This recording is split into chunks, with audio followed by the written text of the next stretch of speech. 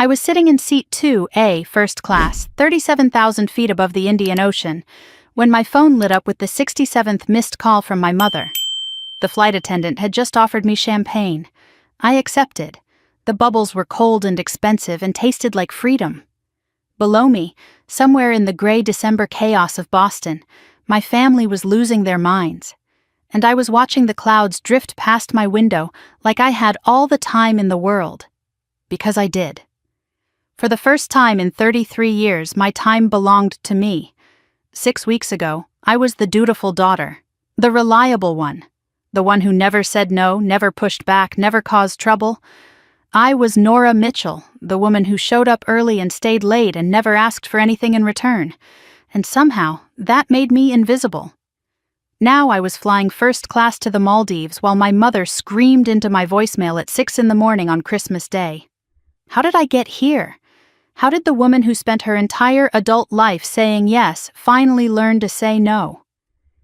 Let me take you back to the phone call that changed everything, 6 weeks earlier, October 29th. The call came at 7:43 in the evening. I remember the exact time because I had just closed my laptop after a 14-hour workday. I was exhausted in that deep, bone-level way that made even blinking feel like effort. But it was the good kind of tired. The kind that comes from doing work that matters. I was a senior financial analyst at Wellington Capital, one of the top investment firms in Boston. I managed portfolios worth hundreds of millions of dollars. I had spent 7 years building my career, proving myself, climbing the ladder one rung at a time. And I was close. So close to the promotion I had been working toward since I was 26 years old. My phone rang. The screen lit up with a single word that made my stomach tighten. Mom. I stared at it for 3 rings. My shoulders tensed, my jaw clenched. This was the Pavlovian response of a woman who knew that every call from Patricia Mitchell came with strings attached. Invisible strings. The kind you did not notice until they were wrapped around your throat. I took a breath and answered. Hey, Mom. I made my voice bright, cheerful, the performance of a loving daughter, Nora darling. Her voice was too loud, too excited. It was her fundraiser voice, her church committee voice, the voice she used when she wanted something. I have the most wonderful news. My grip tightened on the phone. My mother's wonderful news was never wonderful for me. Everyone is coming home for Christmas. She practically sang the words. Your sister, your brother, all the grandchildren. Lily, Mason, the twins, baby Olivia, and little Noah. Can you imagine? 6 grandchildren under one roof. I did the math in my head. 6 children, ages 6 months to 7 years. I could already feel the headache forming. That sounds lovely, I said carefully. The house will be full. Exactly. And that is why I have a plan, a master plan. You are going to love it. I did not love it.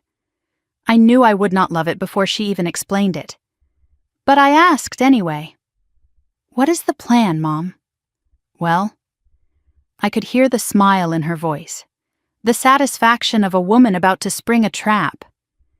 Since there are so many of us, I thought the adults could have a proper Christmas this year. A vintage Christmas. Quiet dinners, wine tastings, relaxation. You know how stressed I get with all the noise. I waited. I knew there was more. And the children, she continued, her voice dropping into that conspiratorial tone she used when she was about to ask for something unreasonable. They will stay with you, at your apartment, for 4 days.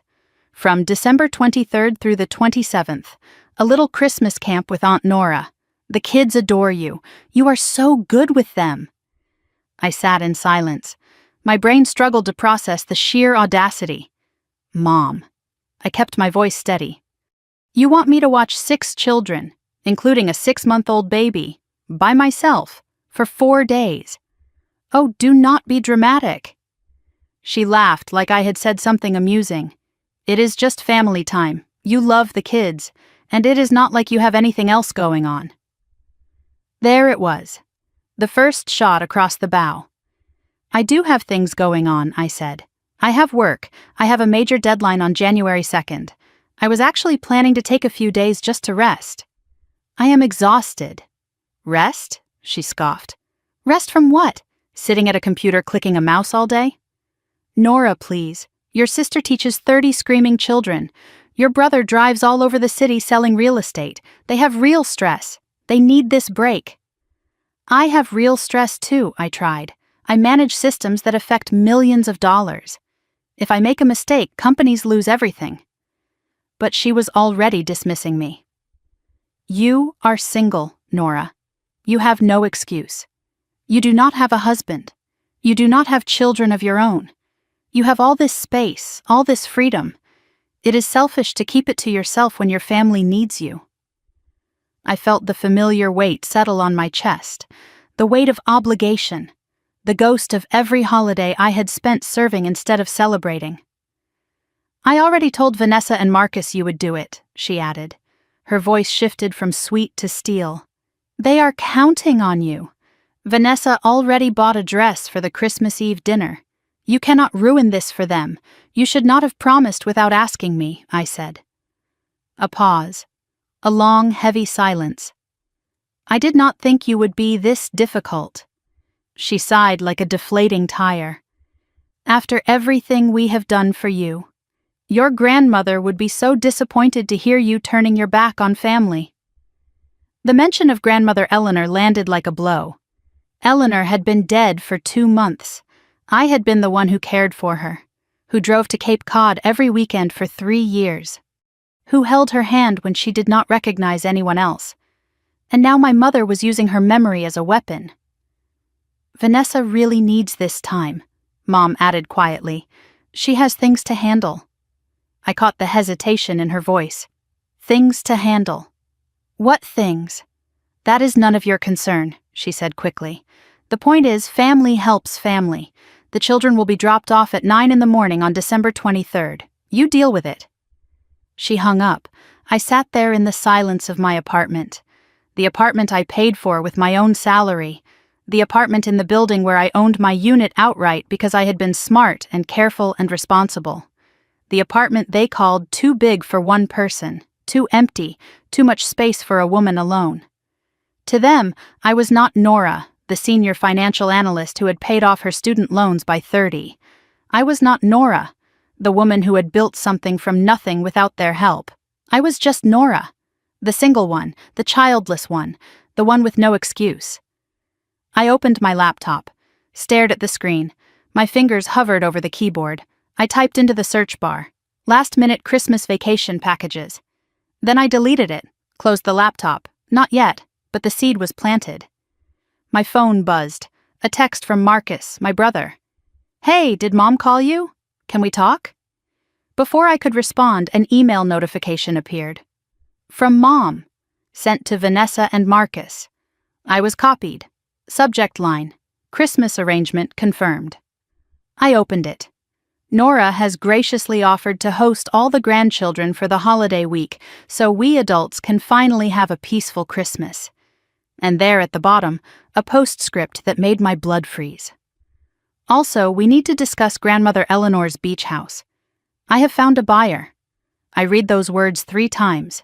She was already selling the beach house, the home where I had spent every summer of my childhood, the place I had cared for Eleanor until her last breath. And she had not even asked me. That was when I realized. My mother was not just using me. She was erasing me. I read that email 17 times over the next 3 days. Each time, the words felt sharper, more deliberate, more cruel. Nora has graciously offered. I had not offered anything. I had not agreed to anything. My mother had simply decided what I would do and announced it to the family as fact. But it was the postscript that kept me awake at night. Grandmother Eleanor's beach house. I have found a buyer. The house was not hers to sell. The grief was not even cold yet. Eleanor had been gone for 2 months.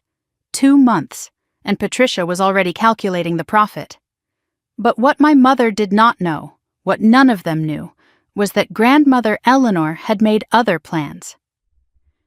Let me tell you about my grandmother. Eleanor Rose Mitchell was the only person in my family who ever truly saw me. Not as a utility, not as a convenience, as a person. When she was diagnosed with early-stage dementia 3 years ago, my mother's response was immediate and predictable. "She should go to a facility," Patricia said. "I cannot handle this." Vanessa had 4 children and no time. Marcus simply disappeared, the way he always did when responsibility called. So I stepped in. I drove 2 hours to Cape Cod every single weekend. I hired a part-time caregiver with my own money. I sat with Eleanor through the confusion and the fear and the forgetting. I held her hand on the days when she did not recognize anyone else. I was there. I was always there. There was one evening, about 6 months before she passed, when Eleanor had a moment of perfect clarity. We were sitting on the porch of the beach house, watching the sun sink into the ocean. The sky was painted in shades of orange and pink, and the air smelled like salt and summer even though it was almost autumn. She reached over and squeezed my hand. Her grip was stronger than I expected. "You are the only one who sees me as a person," she said. "Not a problem. Not a burden. A person." I did not know what to say. I just held her hand tighter. "Promise me something, Nora." Her voice was urgent. "Promise me you will stop letting them use you." I promised. But I did not know how to keep it. Not then. She was quiet for a moment, staring at the horizon. Then she added, almost to herself, "I have made arrangements. Your mother will not like them, but you will understand when the time comes." 3 days after my mother's email, I understood. A certified letter arrived at my apartment. The return address was Sullivan and Associates, Estate Law, Hyannis, Massachusetts. My hands trembled as I opened it. The letter was addressed to Ms. Nora Catherine Mitchell. Per the instructions of Eleanor Rose Mitchell, deceased, the letter began. I read it twice to make sure I understood. Eleanor had created a separate will, a secret one, created without Patricia's knowledge, and I was named as the sole beneficiary. The beach house at 47 Ocean View Drive, Cape Cod, was mine. A trust account containing $214,000 was mine. But there were conditions. The property could not be sold for 5 years. It had to be maintained as, in Eleanor's words, a place of peace and refuge. If I sold it within 5 years, ownership would revert to a marine conservation charity. I sat there stunned. Tears ran down my face. Not from sadness, from something else. Something I had not felt in a long time. I was seen. I was remembered. I was valued. Eleanor knew. She knew exactly what Patricia was capable of. And she had protected me anyway. Tucked inside the legal documents was a handwritten note, Eleanor's handwriting, shaky but unmistakable. "My dearest Nora," it began. "If you are reading this, I am gone, and if I know your mother, and I do because I raised her, she is already trying to sell the house. Do not let her. That house is yours. It was always meant to be yours. You were the only one who sat with me. The only one who did not see my illness as an inconvenience. Your mother will never change. She sees people as tools, not as souls. But you, my darling, you are different. Use this house as your sanctuary. Use the money to build a life that belongs to you. And when they come for what is yours, because they will, remember this. You do not owe them your peace. I love you. I always did. Even when I forgot your name, I never forgot your kindness. Grandmother Eleanor." I read the letter 3 times, then a 4th. I cried until I had nothing left. For the first time in my life, someone had given me permission to fight back, permission to protect myself, permission to say no. But my grandmother had underestimated one thing: how fast my mother would move. I called Attorney Sullivan the next morning to confirm everything. He verified it all. The will was ironclad, filed properly, legally airtight. Patricia had no claim. But then he hesitated. "Ms. Mitchell, I should tell you something," he said. "Your mother has called my office 4 times this week. She knows about the will. She knows now. She wanted to contest it. I informed her she has no legal standing. There was a pause. I could hear him choosing his words carefully. There is something else. Your mother contacted a real estate agency in Chatham. She has been showing the property to potential buyers. She told them she had power of attorney. She does not. I felt the cold settle in my chest. She was trying to sell a house she did not own, using a legal authority she did not have. One more thing, Sullivan added.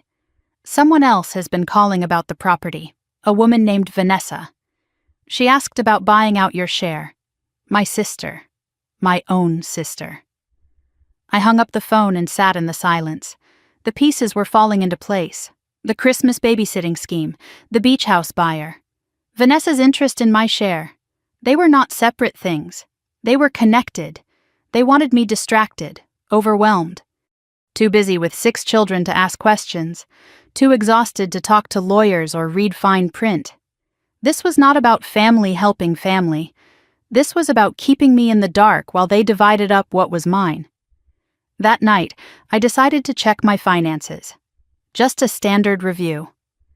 I logged into my credit monitoring account and scrolled through the usual information. Everything looked normal until I reached the bottom of the page. There was a credit card I had never opened. Bank of America Platinum Card. Opened 18 months ago. Credit limit $50,000. Current balance $43,722. Payment status 60 days past due. Billing address 118 Maple Street, Brookline, Massachusetts. I did not recognize that address. I searched it quickly. The results loaded. My mother's house. The billing address was my mother's house. I scrolled through the charges. Furniture stores, department stores, restaurant bills, travel expenses. And there, repeating every month for over a year, one charge that made my heart stop. Harborview Senior Facility. Monthly payment. I knew that name. That was the facility Patricia said she could not afford when Eleanor was diagnosed. The place she claimed was too expensive.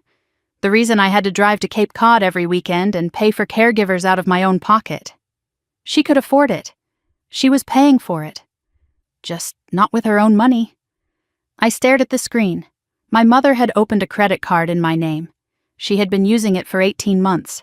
She had charged $43,000 to my identity. And she had used my stolen credit to pay for services she swore she could not afford, while I exhausted myself caring for Eleanor out of guilt and obligation. My grandmother left me a house and $200,000. My mother left me a debt I never agreed to and a credit score in ruins. And somehow they still expected me to babysit. I picked up my phone and texted Marcus. We need to talk. Now. My hands were still shaking an hour later. I had taken screenshots of everything. The credit card statement, the billing address, the 18 months of charges I never authorized, the Harborview Senior Facility payments that proved my mother had been lying to me for years. I saved them all to a folder on my desktop. I named it Evidence. Then I picked up my phone and called Patricia. It was 11:47 at night. I did not care. She answered on the 4th ring. Her voice was groggy and irritated. Nora, it is nearly midnight. What is wrong? I kept my voice steady. Flat. The voice I used in boardroom negotiations when millions of dollars were on the line. I found the credit card, Mom. Silence on the other end. The Bank of America card, I continued. $43,000. Opened in my name. Billed to your address. Still silence. You used my social security number. You have been charging things for 18 months. My credit score is destroyed. There was a long exhale on her end. Then her voice came back, casual and dismissive. Oh, that. Yes, that. Care to explain? Her tone shifted into something defensive, something rehearsed. It was an emergency, Nora. You know how expensive your grandmother's care was. I felt my jaw tighten. You told me you could not afford a facility.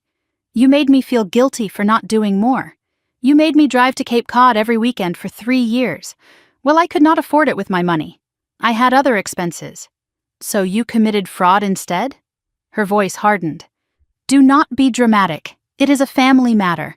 I will pay it back eventually. Eventually? My voice cracked despite my best efforts to stay calm. My credit is ruined. I am 60 days past due on a card I did not know existed. This could affect my job, Mom, my security clearance for client accounts. She dismissed me instantly. You are overreacting. Banks deal with this all the time. Just tell them it was a misunderstanding. A misunderstanding. She called identity theft a misunderstanding. I wanted to scream. I wanted to throw my phone against the wall. Instead, I took a breath. There is something else I need to discuss. The beach house. The pause that followed was different. Heavier. What about it? Grandmother left it to me. Not to the family. To me, specifically. I could hear her breathing change. How do you know about that? Her lawyer contacted me. The will is filed. It is legal. The house is mine. Her voice dropped an octave. That will can be contested, Nora. Your lawyer already told you it cannot be. Another pause. She was not expecting that. We can discuss this at Christmas, she said finally. In person, like a family. No. We are discussing it now, and we are discussing you paying off this credit card. I do not have that kind of money lying around. Then figure it out. Because if you do not, I am filing a fraud report with the police and the credit bureau. You would not. Try me. Her voice changed again. Wounded. Accusatory. The voice she used when she wanted to make someone feel guilty for holding her accountable. After everything I have done for you, you would send your own mother to prison? You committed a crime against me, Mom. You do not get to play victim. We will talk about this later. Her voice was ice now. And do not forget. The children are arriving December 23rd. That has not changed. She hung up. I stared at the phone in the darkness of my apartment. She had admitted to fraud, deflected all responsibility, and still expected me to babysit. The audacity was almost impressive. The next morning I called Bank of America at 8 o'clock sharp. I explained the situation calmly, clinically, the way I would present a financial analysis to a client. I provided documentation showing I had never applied for the card, never signed anything, never received a single statement. The fraud department opened an investigation immediately. Do you want to file a police report? The representative asked. That would strengthen your case significantly. I hesitated. Filing a police report meant formally accusing my mother of identity theft, a felony charge. I was not ready for that. Not yet. Can I have a few days to decide? Of course, but I should mention something. Someone called yesterday asking about this account. They claimed to be you. They wanted to increase the credit limit. My blood went cold. Someone was impersonating me. Someone was still trying to dig the hole deeper. We will freeze the account pending investigation, the representative continued, and we will notify the credit bureaus. I hung up and sat at my kitchen table processing. My mother was not just a thief. She was still actively trying to steal more, and she was doing it under my name. That afternoon, I went to work. I tried to focus on the quarterly reports, tried to lose myself in numbers and projections, but my mind kept drifting to credit scores, to beach houses, to a mother who saw her children as resources to be exploited. My phone buzzed. An internal call. Daniel Chen wanted to see me. Daniel was senior vice president, my boss's boss, the man who would ultimately decide whether I got the promotion I had been working toward for 7 years. I walked to his corner office with my heart pounding. Nora. He gestured for me to sit. I wanted to congratulate you. The Henderson portfolio analysis was exceptional. The clients were impressed. Thank you. I kept my voice steady even as relief flooded through me. He leaned forward. There is something else. You are on the short list for director. My heart jumped. This was it. This was everything. The decision will be finalized in early January, he continued, right after the holiday break. But there is a condition. We need the Whitfield Foundation year-end report completed by January 2nd. It is a complex analysis. Normally a team project. But I want you to lead it solo. I understood immediately. This was my audition, my final test. If you nail this, the promotion is yours. I will deliver it, I said. You have my word. He nodded.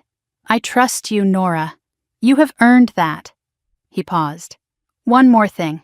There was some unusual activity on your background check renewal. HR flagged it.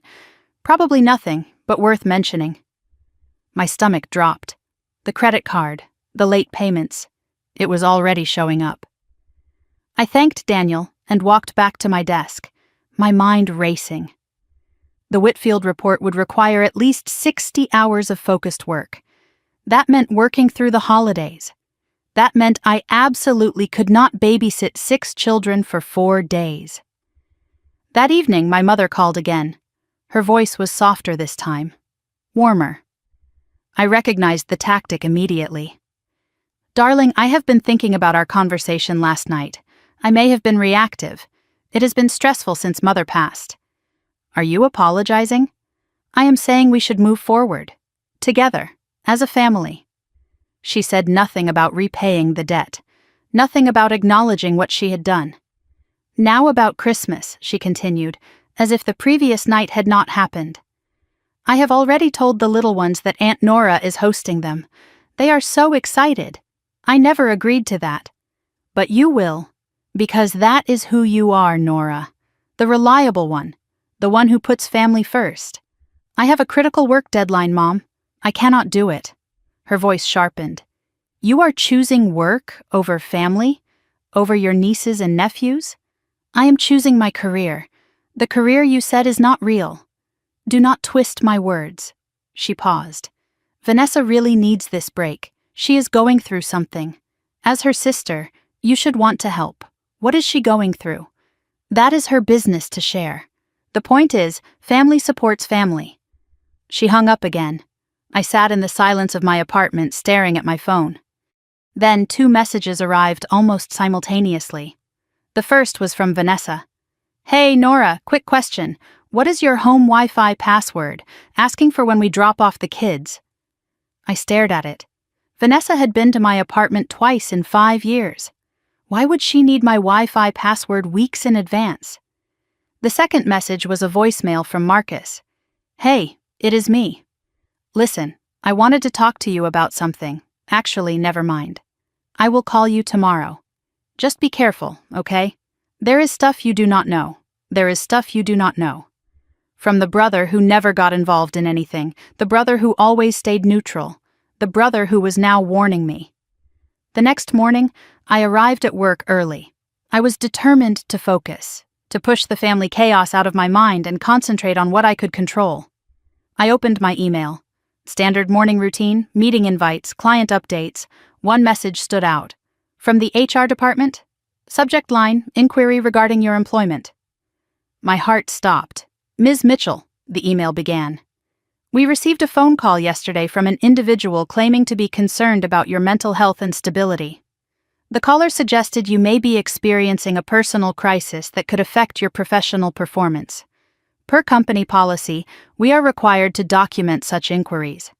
Please contact HR at your earliest convenience to discuss. I read it 3 times. Someone had called my employer.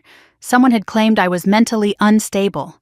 Someone was trying to sabotage my career right as I was being considered for promotion. I knew who made that call. I knew it in my bones. My mother was not just stealing my money and my time. She was trying to destroy my career. That was when I realized. This was war. And I was done fighting with one hand tied behind my back. I walked into the HR conference room at 9:15 the next morning. Linda Vasquez, Senior HR Director, was already seated at the table. Her expression was professional but concerned. A manila folder sat between us. My employee file. I had spent 7 years building a spotless record, and now someone was trying to burn it down. Ms. Mitchell, Linda began, I want to assure you this is just a standard follow-up, not an accusation. I understand. Can you tell me exactly what was said? She opened her notes and read aloud. The caller identified herself as a concerned family member. She claimed you had been erratic and emotionally unstable for months. She suggested you were overwhelmed by family responsibilities you could not handle. She recommended the company monitor your work closely during this difficult time. I kept my face neutral even as rage burned beneath my skin.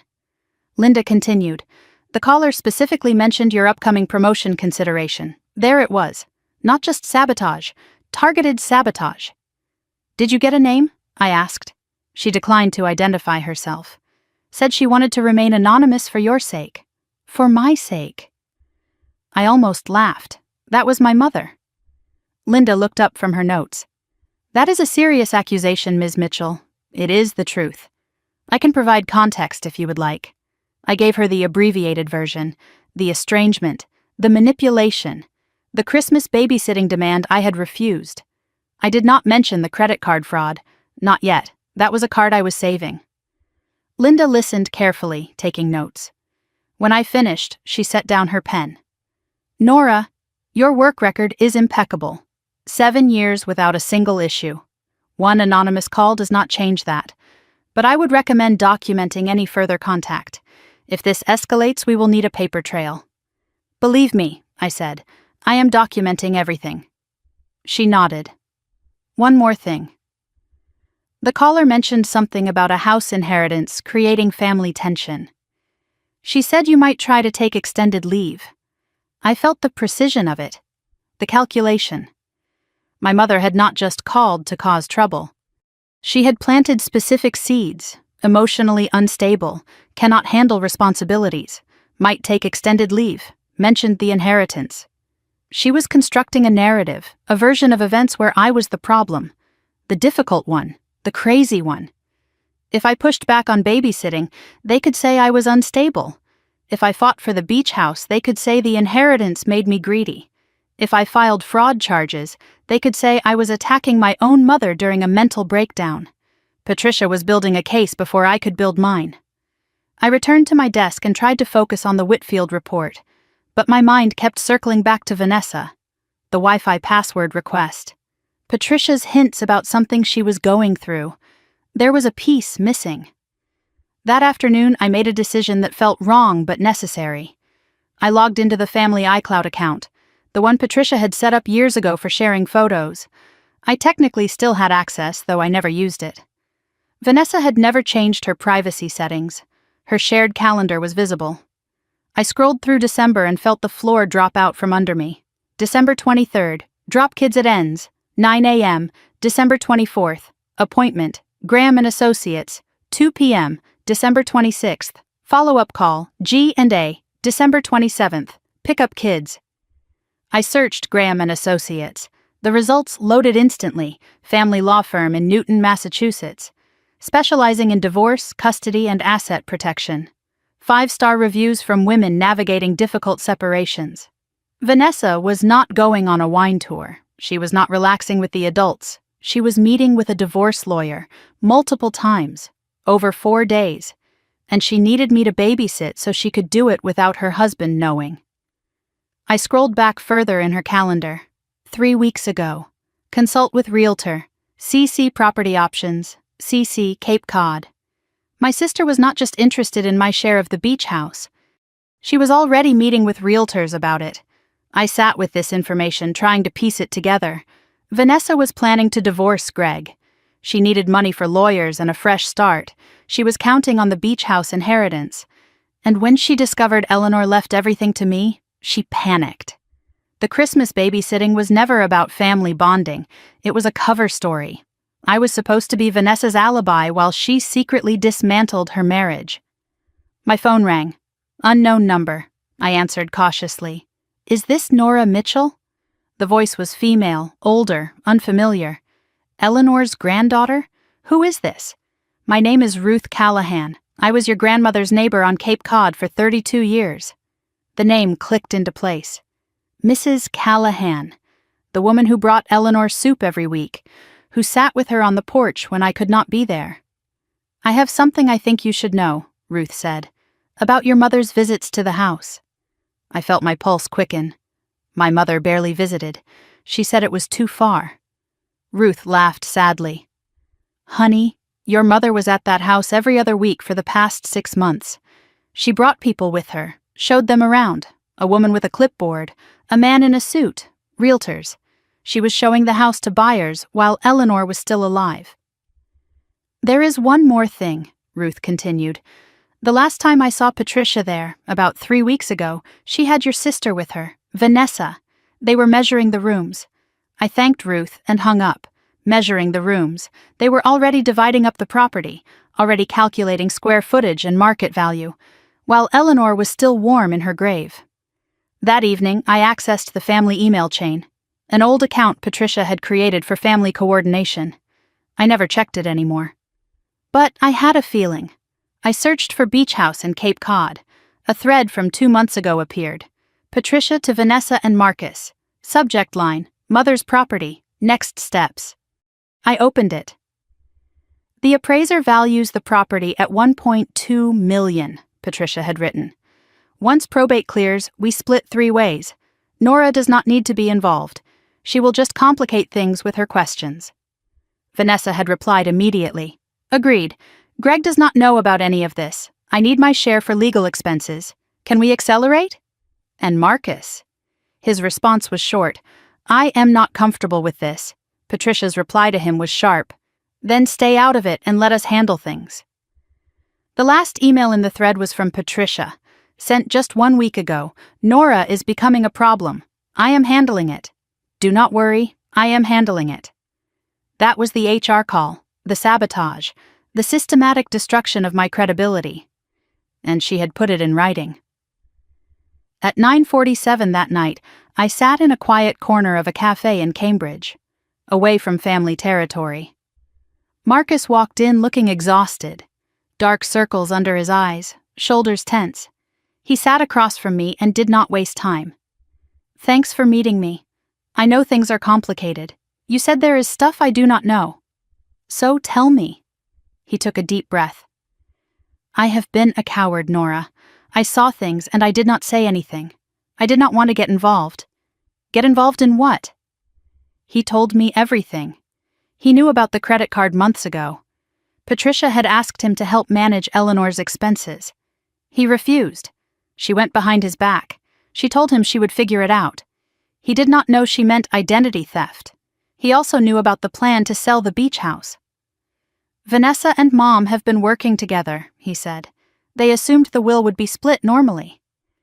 When they found out grandmother left everything to you, they panicked. Why are you telling me now? He looked at the table. Because they asked me to spy on you. Mom called yesterday. She wanted me to check on you, report back what you were planning.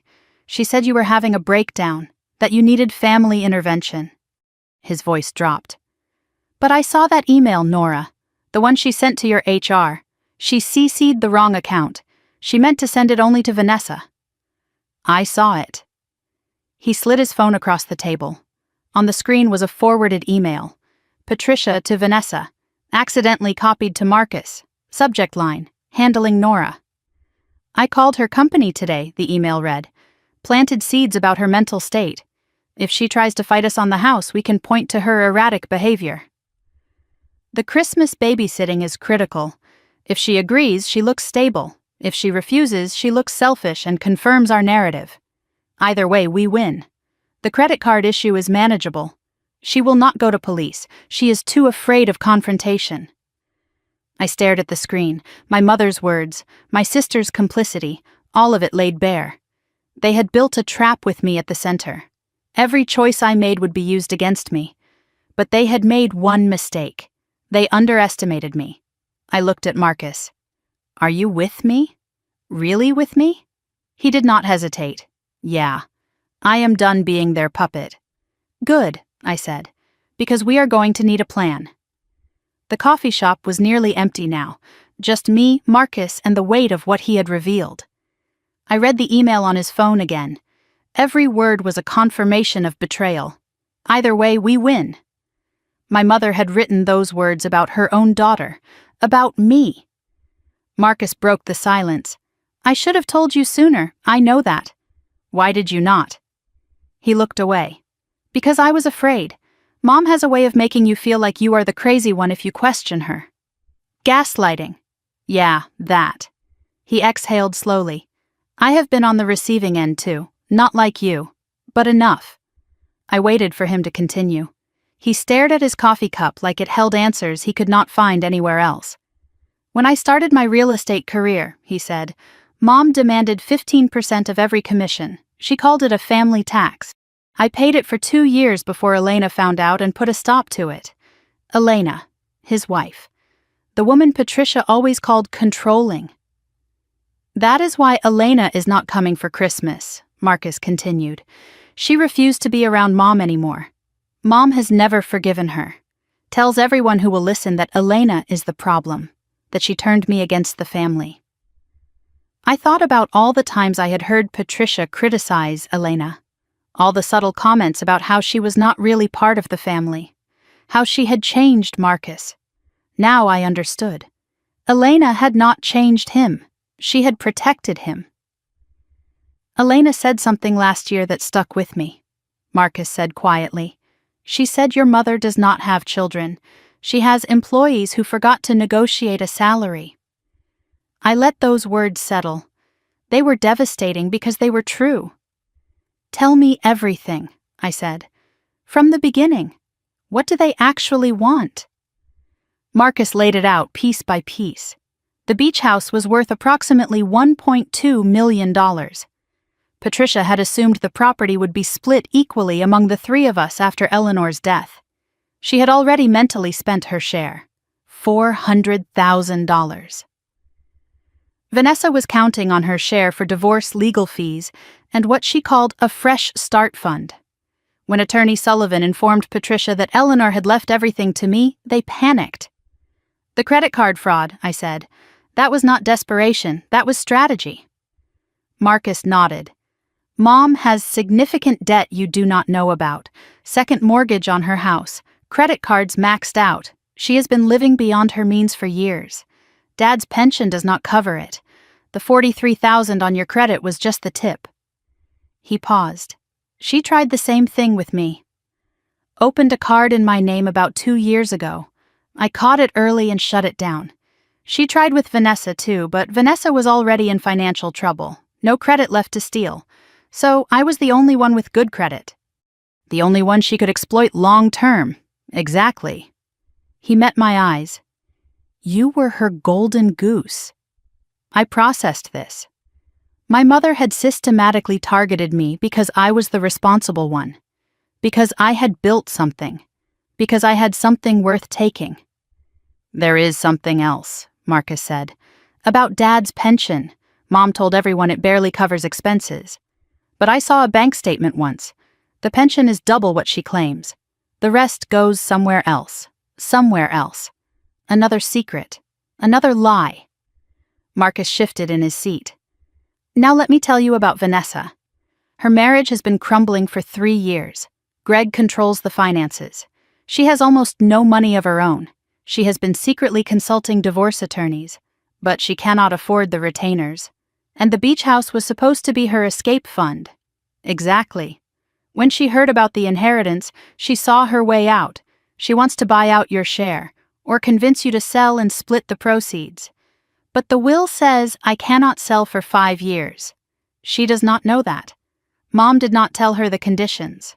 The Christmas scheme suddenly looked different. They did not want me to babysit because I was good with kids. They wanted me distracted, overwhelmed, drowning in children so I would not ask questions about the beach house. So I would not talk to lawyers, so I would not read fine print. They were not just using me. They were trying to steal from me. Marcus reached into his jacket pocket. I have something else, something bigger. He pulled out his phone and opened a video file. I recorded this 3 weeks ago, at Mom's house. They did not know I was there. He pressed play. The footage was shaky, filmed from a hallway through a partially open door. Patricia and Vanessa sat in the living room. Documents were spread across the coffee table. The audio was clear enough to understand every word.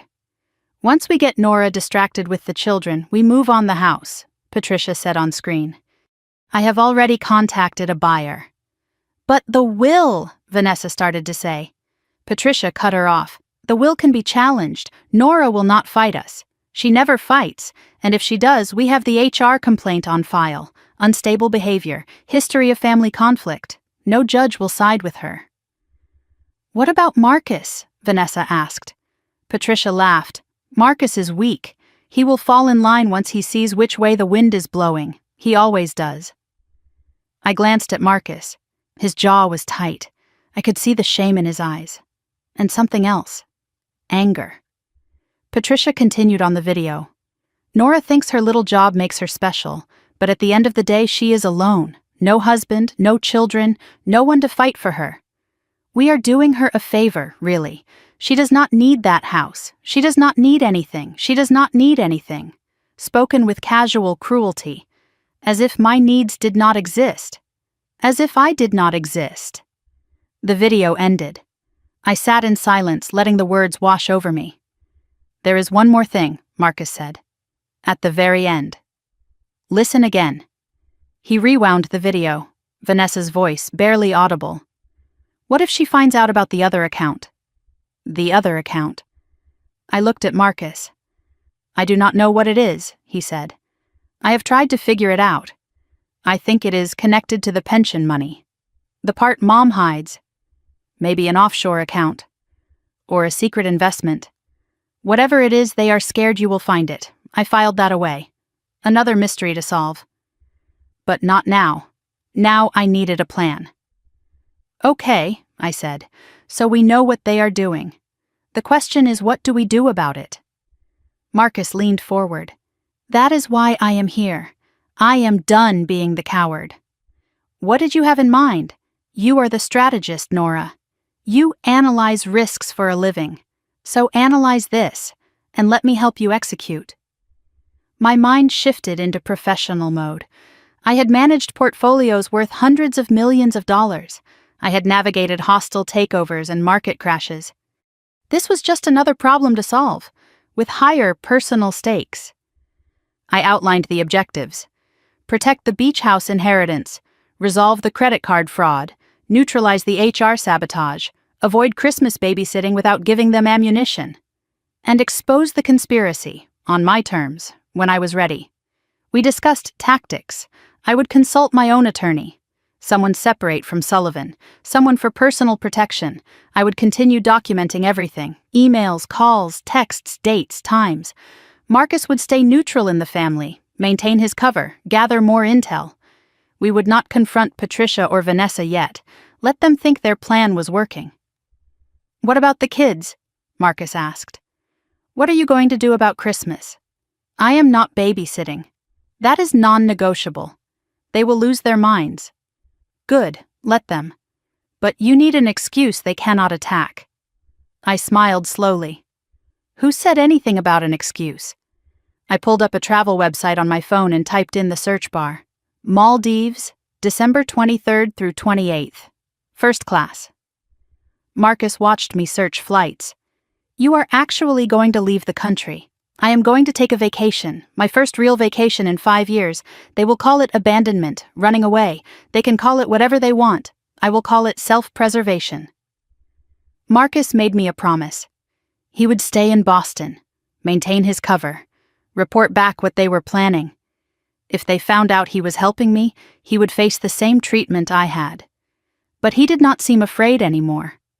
Then I will have finally done something worth getting disowned for, he said. We exchanged numbers on a new encrypted messaging app. Signal, disappearing messages enabled. From now on, we would communicate only through there, nothing on regular text. We stood to leave. I looked at my brother. For the first time in years, I felt like I actually had one. Marcus, I said, thank you. For finally showing up. Thank you for not shutting me out. I would not have blamed you. You are my brother, the real one, apparently. He smiled, tired but genuine. Let us burn it down, sis. That night I sat in my apartment. Flight search results glowed on my laptop screen. Maldives resorts, overwater villas, crystal blue water. The Whitfield Foundation report was open in another tab. I had not forgotten my career. A legal pad sat beside me with a handwritten list. Attorney, appointment Monday, Bank. Follow up on fraud case. Camera system. Research home security. HR. Request copy of documented complaint. Maldives. Book flights. My phone buzzed. A text from Patricia. Darling, just confirming. The children arrive December 23rd at 9 a.m. sharp. Make sure you have enough beds, and no screen time after 7 p.m. Vanessa is very strict about that. No question, no request, just orders. I typed my response. One word. Received. Let them think I was compliant. Let them feel secure. I looked at my list. 5 items, 5 steps to freedom. My mother thought she knew me, the reliable one, the quiet one, the one who never fights back. But she had never seen me fight before. She did not know what it looked like. She was about to find out. I clicked Book Now on the first-class ticket to Maldives. $23,000. December 23rd departure. Merry Christmas to me. I woke the next morning with something I had not felt in years. Clarity. The Maldives booking confirmation sat in my inbox. $23,400 for a first-class ticket and an overwater villa. December 23rd, departure. December 28th, return. I stared at those words and felt something unfamiliar settle into my chest. Power. For years I had been the one waiting for approval, waiting for recognition, waiting to be treated like a person instead of a convenience. I was done waiting. Now they would wait for me. But first, I needed to make sure every piece was in place. One mistake, and they would use it against me forever. I opened my laptop and created a new document. I named it Project Independence. Over the next 3 weeks, I executed the most important project of my life. And for once, I was the only client. The first week began with an attorney consultation. Caroline Park came highly recommended by a colleague who had gone through something similar. Her office was in downtown Boston, modern, efficient, Harvard Law diplomas on the wall. I walked in carrying a folder thick with documentation. The will, the credit card statements, the HR email, the video Marcus had recorded. I laid it all on her desk and watched her expression shift from professional interest to genuine concern. She reviewed everything carefully, asked clarifying questions, took detailed notes. Then she gave me her assessment. "The will is airtight," she said. "Your grandmother used one of the best estate attorneys in Massachusetts. Your mother has no legal standing to contest it. And the credit card fraud? Identity theft, a felony. You can press charges any time within the statute of limitations. The HR sabotage? Harder to prove legally, but document everything. It establishes a pattern of harassment." She picked up her phone and watched Marcus's video. Her eyebrows rose. "This is admissible as evidence if it comes to civil court. It shows premeditation and conspiracy." I asked her what she recommended. "You have options, Nora. You can go nuclear, press charges, file civil suits, expose everything publicly. Or you can hold your cards. Use the threat of exposure as leverage." She paused. "What do you want, justice or peace?" I thought about it. I want both, but I will settle for freedom. Before I left, Caroline drafted a cease and desist letter regarding the beach house. We did not send it yet, but it was ready. "There is one more thing," Caroline said as I was gathering my documents. "I did a quick property search. Your mother filed paperwork last month to become emergency executor of your grandmother's estate. The court rejected it, but she tried. Emergency executor. She had tried to give herself legal authority over the estate. Authority she did not have, authority the court denied. But she tried anyway." The second item on my list was home security. I contacted a company called Safeguard Home Systems and ordered a full package. Cameras at the front door and back entrance. Motion-activated alerts sent directly to my phone. Video storage in the cloud accessible from anywhere in the world, including the Maldives. A technician arrived the next day and installed everything in 4 hours. I tested the system repeatedly. Clear footage, instant notifications, perfect. I also changed all my locks. New deadbolt, new keys. I gave one spare to my neighbor across the hall. "Mr. Okonkwo, a retired police officer who had lived in the building for 15 years. I explained the situation briefly. I am going away for Christmas. My family might stop by uninvited. He nodded like he had seen this before. Family drama. I will keep an eye out. You want me to call the cops if anyone tries to break in? Yes, immediately. My apartment was no longer just a home, it was a fortress. That week I also checked the security app more carefully.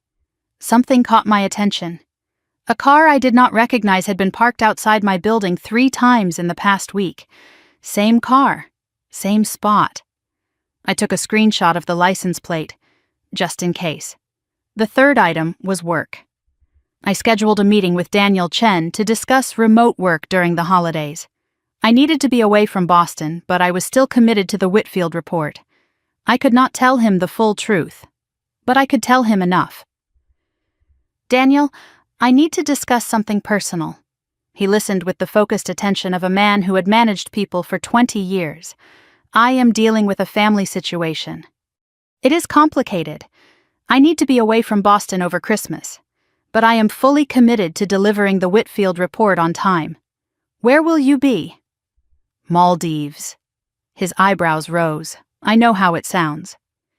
But I have learned that sometimes the best way to handle family pressure is to be unreachable. He considered this for a moment. You have never taken a real vacation. Not once in 7 years. I know, and you are confident you can deliver remotely. The resort has high-speed Wi-Fi. I have already tested it with their concierge. I will be working 4 hours every morning. The report will be done by December 30th. He nodded slowly. All right. I trust you, Nora. You have earned that. As I left his office, I passed the HR department. Through the glass, I saw Linda Vasquez on the phone. She looked troubled. She caught my eye and quickly looked away. Something was still happening. But I had prepared for that. The fourth item was the deception layer. I needed Patricia to believe everything was going according to her plan. If she suspected I was planning to leave, she might escalate. So I sent an email. Subject line: Christmas arrangements. Mom, I have been thinking about our conversation. You are right. Family is important. I have cleared my schedule and I am ready to help with the children. Please confirm drop-off time on December 23rd. I want to make sure everything is perfect for them. Warm, compliant, exactly what she expected. Patricia replied within 20 minutes. Darling, I knew you would come around. This is going to be wonderful. The children are so excited to stay with Aunt Nora. Drop-off is 9 a.m. sharp. Vanessa will bring supplies. Make sure you have healthy snacks. No sugar after 6 p.m. Love you. The speed of her response told me everything. She had been watching her email, waiting for my surrender, celebrating her victory. Marcus texted me through Signal that night. Mom is practically gloating. She called Vanessa to celebrate. They think they have won. Let them, I replied.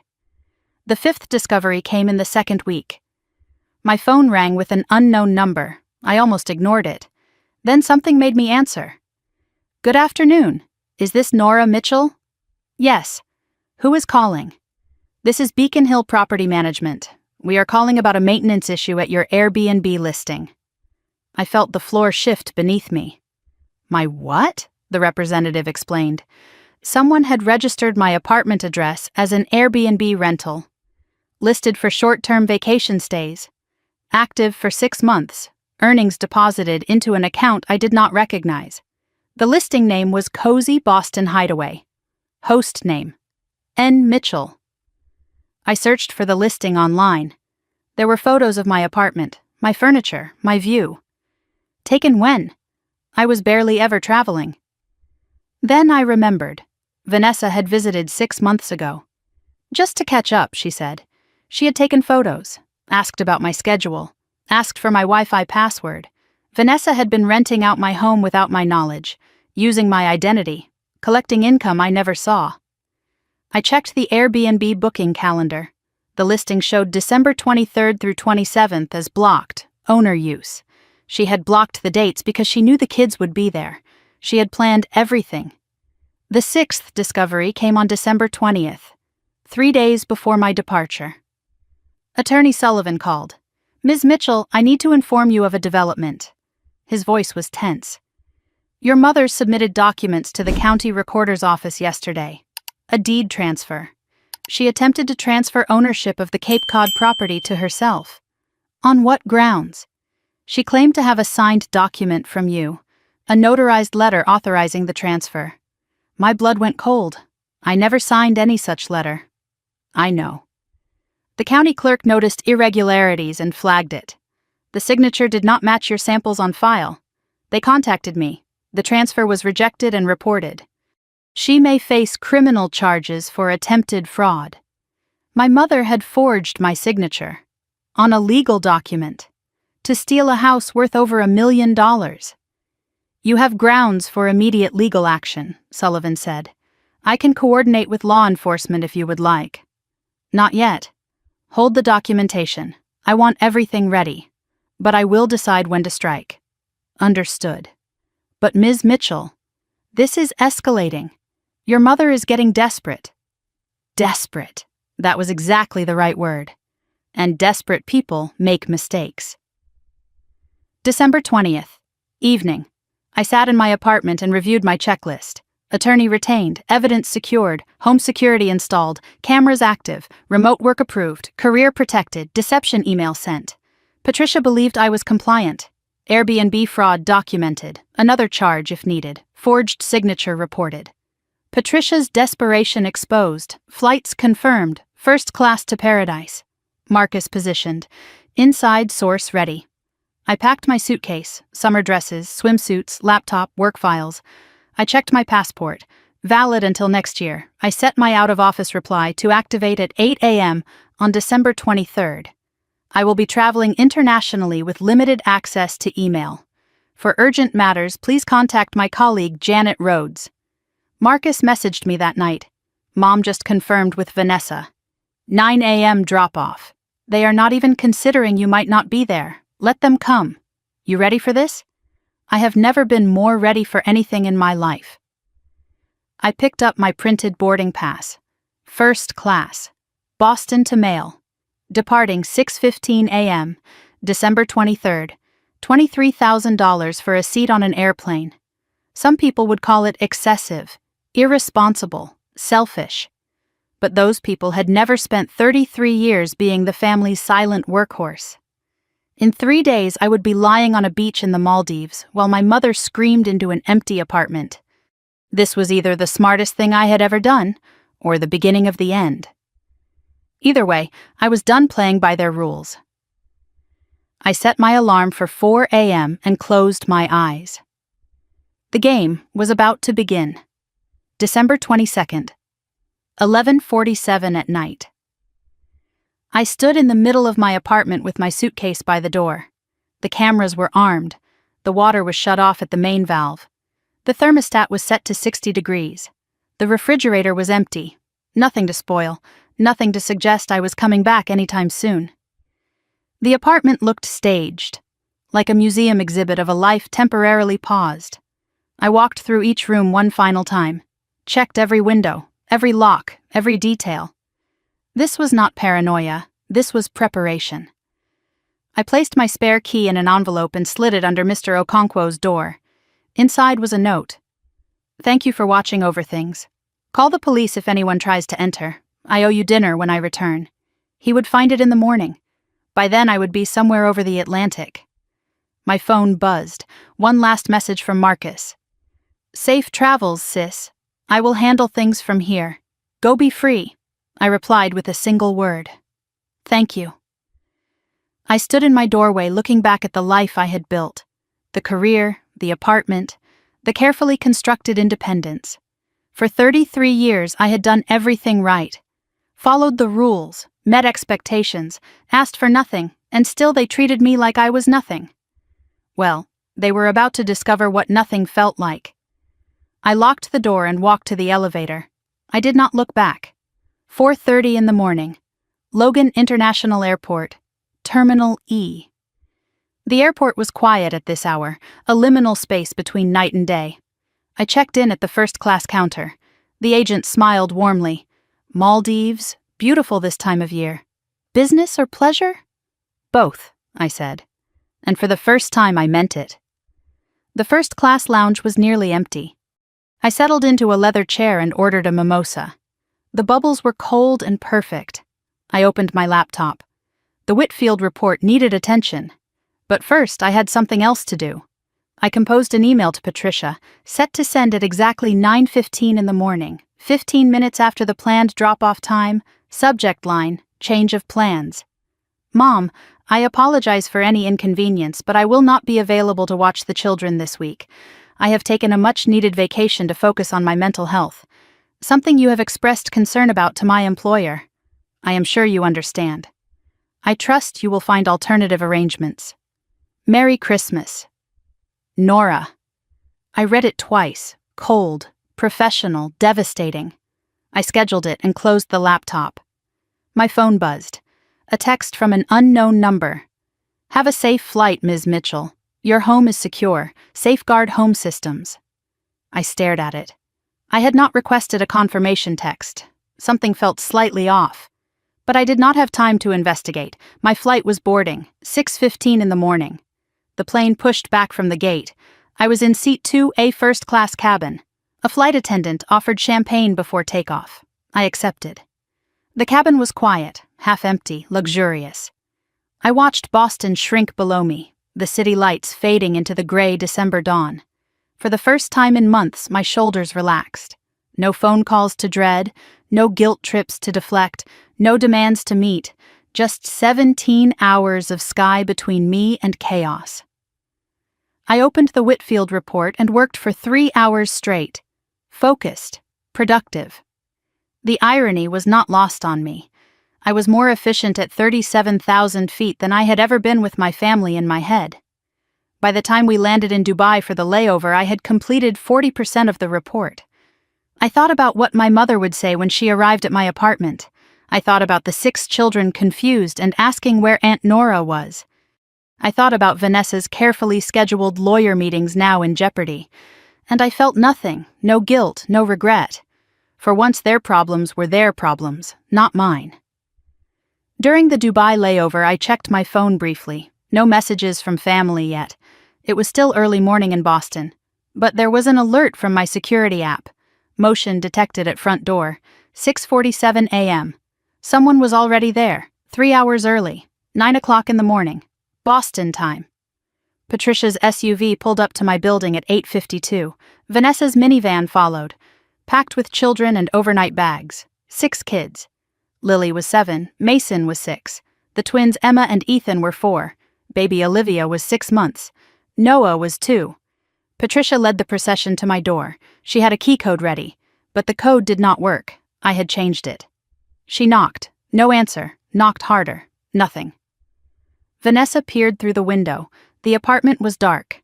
Still. Empty. Maybe she is in the shower, Vanessa offered. Patricia called my phone. It went straight to voicemail. The voicemails began. I listened to them later, all of them. The progression was almost musical. Voicemail 1, 9:03 a.m. Confused but still hopeful. Nora, darling, we are here. The children are so excited. Your door seems to be locked. Call me back as soon as you get this. We are waiting in the hallway. Voicemail 2, 9:17 a.m. Annoyed. Nora, this is not funny. Where are you? The babies are getting fussy. We have a schedule to keep.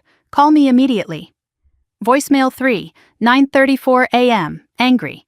I do not know what kind of game you are playing, but this is completely unacceptable. Your sister has important appointments. You made a commitment.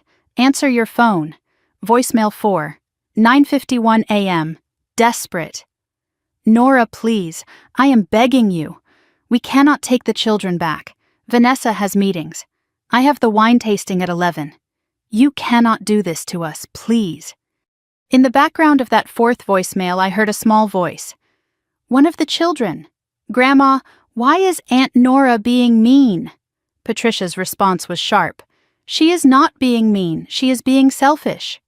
There is a difference. Patricia called Marcus. Have you heard from your sister? She is not answering. Marcus played his role perfectly. No, Mom. I have not talked to her in days. Is something wrong? She has abandoned us. We are standing outside her apartment with 6 children. That is strange. Maybe she had an emergency. The only emergency is her selfishness. If you hear from her, tell her to call me immediately. Meanwhile, Vanessa's carefully constructed plan was collapsing. She was supposed to meet with her divorce lawyer at 2 o'clock. If she had the kids, she could not go. She called Greg, her husband. "Honey, I need you to watch the kids. I have an appointment." "What kind of appointment?" "It is Christmas Eve, Vanessa. It is nothing, just a thing with Mom." "Then why cannot your mom watch them?" Vanessa had no answer. Marcus texted me through Signal. "Vanessa just called Greg. He is asking questions. She is starting to panic. Also, Mom tried to call the building manager to let her into your apartment. He refused without proof of emergency." I was 37,000 feet above the Arabian Sea when I finally reviewed everything. Second leg of the flight. Dubai to Mail. I opened my phone during a brief Wi-Fi window. The notifications flooded in. 23 missed calls from Mom, 14 missed calls from Vanessa, 8 missed calls from unknown numbers, 47 text messages, 11 voicemails. I listened to every single one. The progression was extraordinary, confusion to irritation to anger to desperation to fury. By voicemail 8, Patricia was screaming, "You have destroyed this family. You are dead to me, do you hear me? Dead." Voicemail 11 was just crying. No words, just Patricia sobbing into the phone. The flight attendant asked if I was okay. I smiled. I am perfect. Just catching up on family news. I ordered another glass of champagne. There was a time when those voicemails would have broken me, when my mother's tears would have sent me rushing back, apologizing, begging for forgiveness I did not need. That time was over. I saved every voicemail, every text, every piece of evidence, not because I needed ammunition, but because I never wanted to forget who they really were when they did not get what they wanted. The plane touched down as the sun set over the Indian Ocean. Vallana International Airport. Pink and gold light spilled across the tarmac. I stepped off the plane into warm, humid air. 78 degrees. A universe away from Boston's December freeze. A speedboat took me across crystal blue water to the resort. Overwater villas. Thatched roofs. Infinity pools. My villa was at the end of a private pier. Isolated. Serene. Untouchable. The butler showed me around. Outdoor shower, glass floor panels to view the fish below, private deck with direct ocean access. "If you need anything, Ms. Mitchell, simply press this button." "I need nothing," I said. "That is exactly why I am here." I stood on the deck watching the stars appear. The ocean was impossibly calm. My phone sat inside, deliberately ignored. For the first time in 33 years, I was completely alone. And completely happy. Then my phone lit up inside the villa. I glanced at it through the glass door. An email notification from Vanessa. The subject line was visible. "I know where you are." I walked inside and opened the email. "Do not think you are clever, Nora. I have access to your credit card statements. I have seen the charge. Maldives. Really? While your family suffers? You have made your choice, but do not think this is over. When you come back, if you come back, there will be consequences. You have just made an enemy of everyone who ever loved you. Enjoy your vacation. It is the last peace you will ever have." I read it twice. Then I typed a reply. "Vanessa, I know about the Airbnb. I know about the divorce lawyer. And I know you and Mom forged my signature on property documents. Enjoy your Christmas. We will talk when I decide we will." I hit send. I set my phone to airplane mode and placed it in the villa safe. Then I walked back to the deck, poured myself a glass of wine, watched the moonlight dance across the water. Behind me, somewhere in Boston, my mother was screaming. My sister was scrambling. My family was imploding. And I was finally, beautifully free. The war was not over, but I had won the first battle. Tomorrow, the real chaos would begin.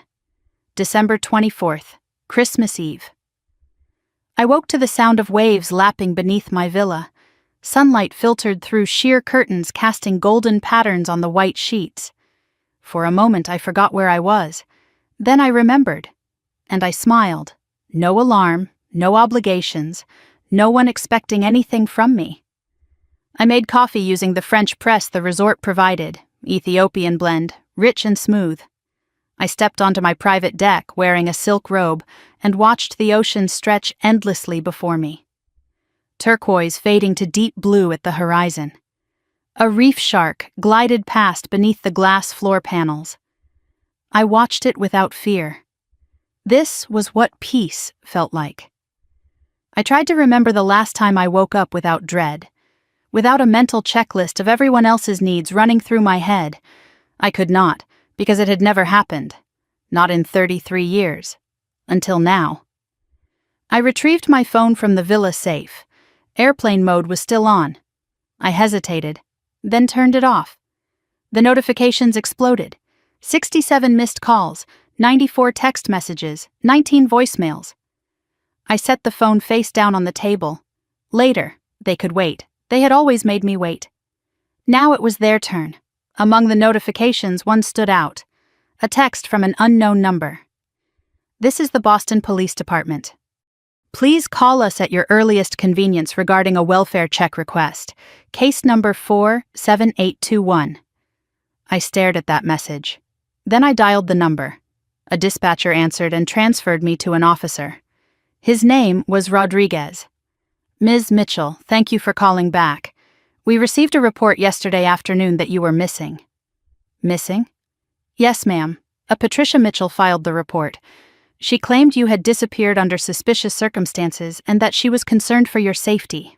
I kept my voice level. I see. And what exactly did she tell you? She said you had a history of mental health issues, that you had been acting erratically, that she feared you might harm yourself. I almost laughed. Instead, I kept my composure. Officer, I appreciate your diligence, but I am not missing. I am on vacation. May I ask where you are? The Maldives. I am sitting on the deck of an overwater villa drinking coffee watching the sunrise. I left voluntarily. I am in no danger. There was a pause. Your mother was quite insistent. She called 3 times yesterday and twice this morning. I am sure she was. Officer, my mother is upset because I declined to babysit her grandchildren over the holidays. This is retaliation. His tone shifted slightly. I see. Well, you are clearly safe and sound. I will close the case. One more thing. Is filing a false missing persons report a crime? It can be. Misuse of emergency services. If you would like to file a complaint?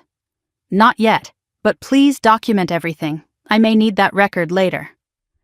Before hanging up, Officer Rodriguez added one more thing. When we informed your mother that we had located you and you were safe, she demanded we bring you home. We explained that is not how it works. She did not take it well. I ended the call and sat in the morning light. My mother had called the police. She had told them I was mentally unstable. She had demanded they force me to return. The desperation was escalating. A message arrived from Marcus through Signal. You awake? It is a war zone here. You need to hear this, I replied. I am awake. Tell me everything.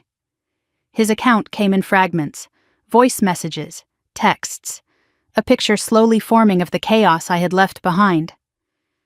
After I departed, Patricia and Vanessa had stood outside my apartment for 2 hours.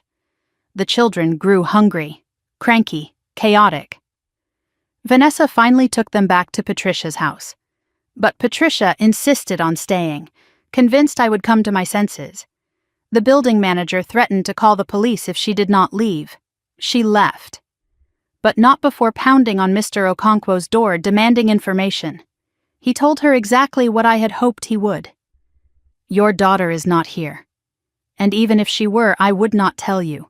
Leave before I file a harassment complaint.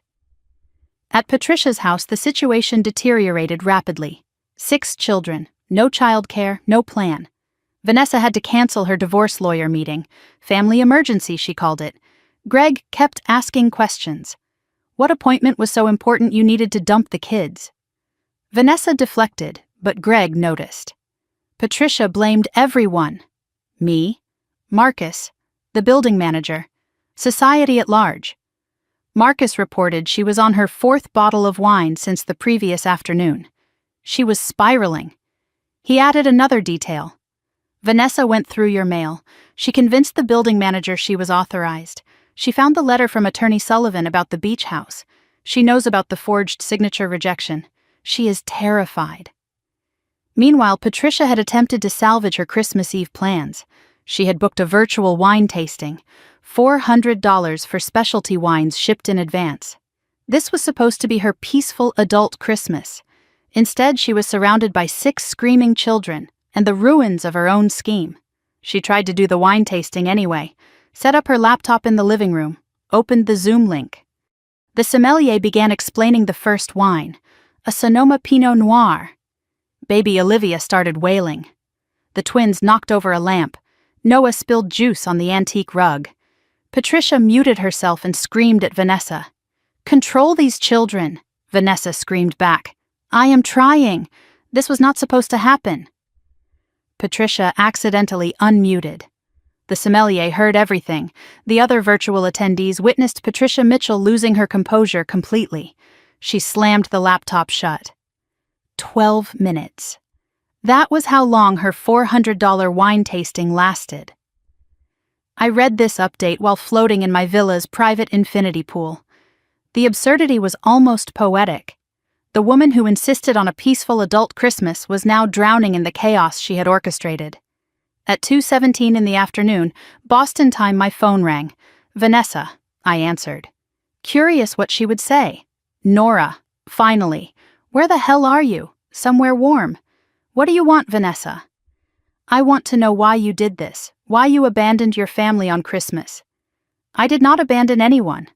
I took a vacation. You assumed I would comply." "That was your mistake." Silence. "We needed you, Nora." "No, you needed a babysitter. There is a difference." She tried a different approach. Her voice softened. "Look, I know things have been tense, but we can fix this. Just come home. We will work it out. I am not coming home. Not until I am ready." "What do you want?" "An apology? Fine. I am sorry." "Okay, I am sorry we expected too much. That is not an apology. That is a complaint disguised as an apology." Her composure cracked. "You do not understand what is at stake for me. I have meetings, important meetings. My entire future depends on—" She stopped herself. "Depends on what? Your divorce lawyer appointments?" Dead silence. "How do you know about that?" "I know about everything, Vanessa. The lawyer, the Airbnb you set up in my name, the beach house measurements, all of it. That is... Save it. I am not your enemy, Vanessa. But I am not your doormat either. You want to divorce Greg? Do it honestly. Do not use me as your cover story." Her voice dropped to a whisper. "Greg is listening. He has been suspicious all week. If he finds out about the lawyer, he will drain the accounts before I can act. Nora, please, I am begging you, just do not tell him." I said nothing. She hung up. That afternoon, Patricia launched her counterattack on social media. A Facebook post designed for maximum sympathy. "My heart is broken this Christmas Eve. I always believed family meant everything. I raised my children with love, sacrifice, and devotion. But tonight my own daughter has abandoned us. She left her nieces and nephews crying at her door while she flew to some tropical resort. No explanation, no apology, just cruelty. I do not understand what I did to deserve this. Please pray for our family during this difficult time. #heartbrokenmother. #family-first. #Christmas alone." The comments rolled in. Sympathy, support, prayers. But not everyone was convinced. Cousin Deborah posted a response. "Wait, is this the same Nora who drove to Cape Cod every weekend for 3 years to take care of Grandma Eleanor? The Nora who took care of everyone else's kids at every family gathering?" Maybe there is more to this story. Patricia deleted the comment. Deborah reposted it. Interesting that you deleted my comment, Patricia. What are you hiding? Marcus sent me screenshots. It is getting spicy. Cousin Deborah is not backing down. She just posted the photo of you at Grandma's bedside from 3 years ago. People are starting to ask questions. I spent Christmas Eve evening at the spa, a traditional Maldivian massage, a facial with local botanicals. 2 hours of silence and care. Afterward, I worked on the Whitfield report. 60% complete now, ahead of schedule despite everything, perhaps because of everything. Chaos clarifies priorities. At sunset, I sat on the beach and watched the sky turn orange and pink. A bonfire was lit for resort guests. I watched from a distance. A couple laughed nearby. Children built sandcastles. A family celebrated together. I felt no envy, only peace. Midnight Maldives time. A notification woke me, the security app, alert, motion detected at front door. Timestamp 11:47 p.m. Eastern Time. I opened the camera feed. A figure stood at my apartment door, trying the knob. It was not Patricia. It was not Vanessa. It was a man, tall, wearing a jacket I recognized. Greg, Vanessa's husband. He was at my apartment at midnight on Christmas Eve. He jiggled the handle, tried a key that did not work, looked over his shoulder like a man who knew he was doing something wrong. Then he pulled out his phone and made a call. The camera had no audio, but I could read his lips. She is not here. The apartment is empty. We need to talk. Greg was not just suspicious anymore. He was investigating, and somehow my apartment had become part of his search. The chaos I had escaped was evolving into something I had not anticipated. I saved the footage. Then I texted Marcus. We have a new problem. December 25th, Christmas Day. I woke slowly. Naturally. No alarm, no urgency. The ocean was glass still, reflecting the pale morning sky like a mirror. I lay in bed for 20 minutes, just breathing, listening to the silence. This was the first Christmas in my adult life where no one needed anything from me. The resort delivered breakfast to my villa, tropical fruit, fresh pastries, Maldivian honey. I ate on the deck with my feet dangling over the water. A sea turtle surfaced nearby. Its ancient eyes met mine for a moment before it dove back into the blue. I took a photo, my first Instagram post in months. The caption was simple, "Merry Christmas to me." I did not tag the location. Let them wonder. I thought about all the Christmases before this one, the frantic cooking, the endless cleaning, the chaos of children while everyone else relaxed. I thought about the year I spent Christmas Eve in the emergency room after Mom's minor kitchen accident, while she and Vanessa went to midnight mass. I thought about the gifts I carefully chose that were opened and glanced at and forgotten within minutes. And I thought about this moment. Alone, peaceful, enough. I checked my phone. A message from Marcus had arrived while I slept.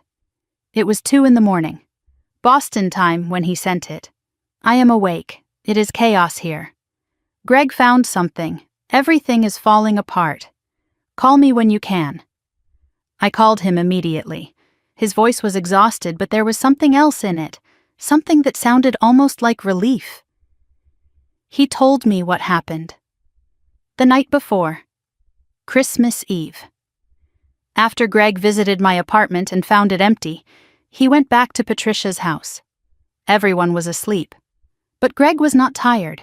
He went through Vanessa's phone while she slept, found the calendar entries, Graham and Associates, the divorce lawyer, found text messages discussing strategy, asset division, custody plans, found references to the Nora situation, keeping Greg distracted. Christmas morning, Greg woke Vanessa at 6. We need to talk. Now. In Patricia's guest bedroom, voices rising despite the sleeping children. You are divorcing me? And you did not think to mention it? Greg, I can explain. Explain what? That you have been lying for months? That you used your own sister as a cover story? I was going to tell you. When? After you had drained the accounts and taken the kids? The children woke up, crying, confused. Lily, the oldest, asked the question no one wanted to answer. Is it because Aunt Nora did not come? That sentence hung in the air. Even a 7-year-old had connected the dots. Marcus continued. Greg just told Vanessa he is freezing all joint accounts first thing tomorrow. She is hysterical. Mom is trying to calm everyone down, but she is already on the wine again. It is 7:30 in the morning and she is already drinking. The matriarch was losing control. Patricia had tried to salvage Christmas morning. Everyone calm down. It is Christmas. We can discuss this later. But Greg was not interested in later. Stay out of this, Patricia. This is between me and my wife. Do not speak to me like that in my own house. Your house? You mean the house you are about to lose because you cannot pay the second mortgage you hid from everyone? Silence. Marcus told me Greg had been doing his own investigation. He found documents Patricia thought were hidden. A second mortgage taken out 3 years ago. Current balance $112,000. Payments behind. Foreclosure proceedings initiated. Vanessa turned on Patricia. Mom, you told me you were fine. You said the house was paid off. I was handling it. Handling it? By stealing Nora's identity? By trying to sell Grandma's beach house?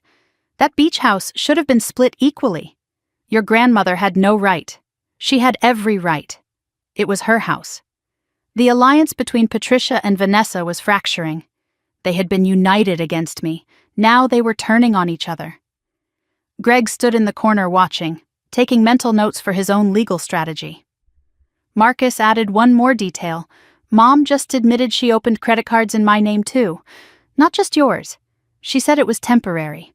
Dad's pension is not enough. She has been drowning for years and hiding it from everyone. Meanwhile, the Facebook battle was escalating. Patricia's Christmas Eve post was still generating comments. But the tide was turning. Cousin Deborah had been posting all morning. Old family photos. Nora at every holiday helping and cooking and cleaning. Nora at Grandma Eleanor's bedside. Nora holding baby Olivia at the hospital when Vanessa was too exhausted to stay awake. Her caption was pointed. This is the woman Patricia says abandoned her family. This is the woman who gave everything and asked for nothing. Before you judge, ask yourself what made her finally walk away. Other relatives joined in. Aunt Linda commented, Patricia, we need to talk. Privately. Uncle Robert wrote there are 2 sides to every story. A family friend added, I have known Nora since she was a child. She would not do this without reason. Patricia responded by deleting comments. Blocking Deborah. Posting a follow-up. It is sad when family chooses to spread lies instead of showing support. I know the truth. God knows the truth. That is all that matters. Then I received a private message from Aunt Linda. Nora, this is your Aunt Linda. We have not talked in years, but I need you to know something. I have the email your mother sent to your employer. She copied me by accident. I have kept it. If you need it, it is yours. I replied immediately. Aunt Linda, thank you for reaching out. I would appreciate seeing that email. I am compiling documentation for potential legal action. She forwarded it within minutes. There it was. From Patricia Mitchell. To the HR department at Wellington Capital. CC Linda Hargrove. Accidental copy. Subject line. Concerns about employee Nora Mitchell. The content matched what Linda from HR had described. Mental health concerns. Family conflict. Recommendation for monitoring. Timestamp, November 8th, right after I refused babysitting duty. My mother had put her sabotage in writing and sent it to her own sister by mistake. The universe has a dark sense of humor. That afternoon, Vanessa sent me a text. Long, rambling, unhinged. Are you happy now, Nora? Is this what you wanted? Greg found out everything. He is freezing the accounts. He is talking about full custody. My marriage is over. My life is over. All because you could not just watch the kids for 4 days. 4 days. That is all we asked. You ruined everything. You ruined my chance to get out. You ruined Mom's Christmas. You ruined this whole family. I hope you are enjoying your vacation. I hope the beach is beautiful, because when you come back you will have nothing, no family, no one who cares about you. You will die alone, Nora. Alone. Just like Grandma. And no one will come to your funeral either. I read it slowly. Each accusation registered, but none of them landed. Vanessa was blaming me for the consequences of her own lies. Her marriage was ending because of her deception. Not my vacation. I typed a response.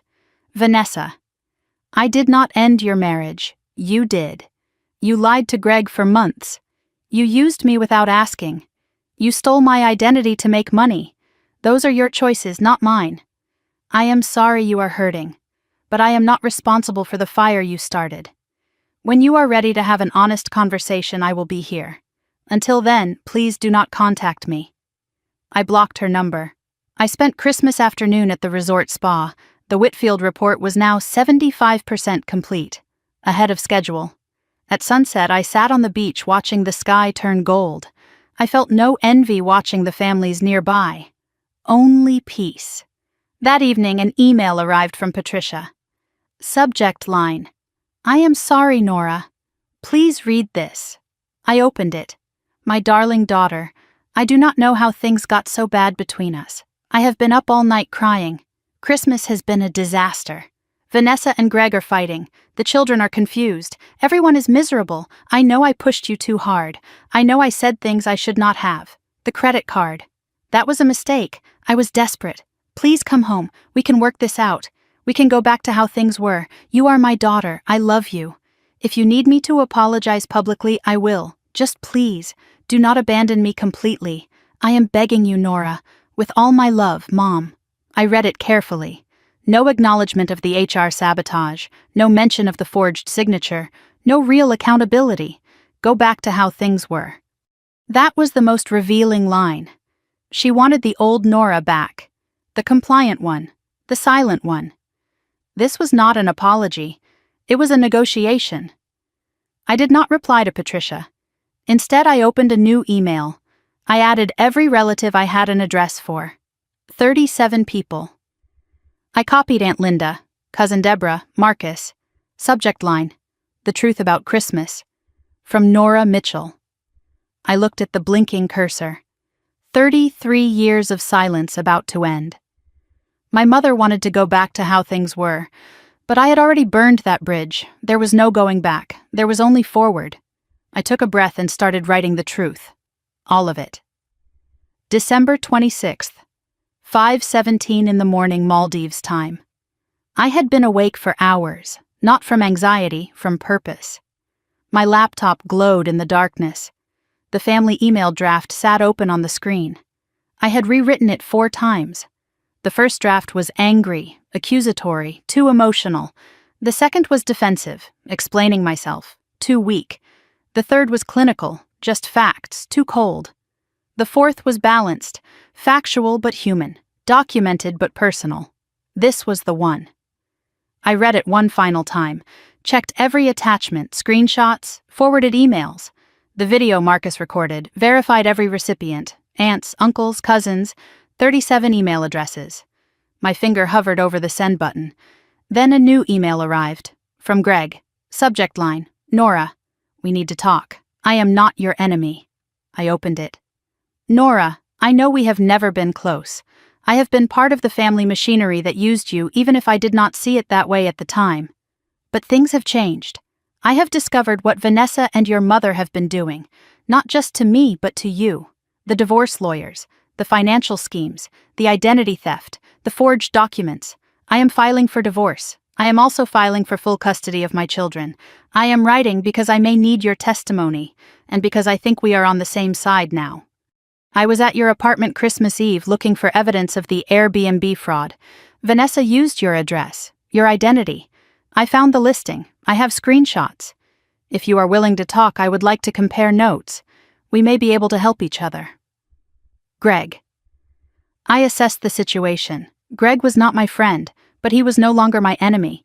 He had his own motivations: custody, protecting his assets, revenge on Vanessa. Our interests aligned, temporarily. I could use this, I replied. Greg, I received your email. I am willing to exchange information. I have documentation of the credit card fraud, the forged property documents, and the HR sabotage. I will share what is relevant to your case if you share what is relevant to mine. Let us schedule a call when I return to Boston. Nora. His response came within minutes. Thank you. One more thing. Vanessa kept a journal.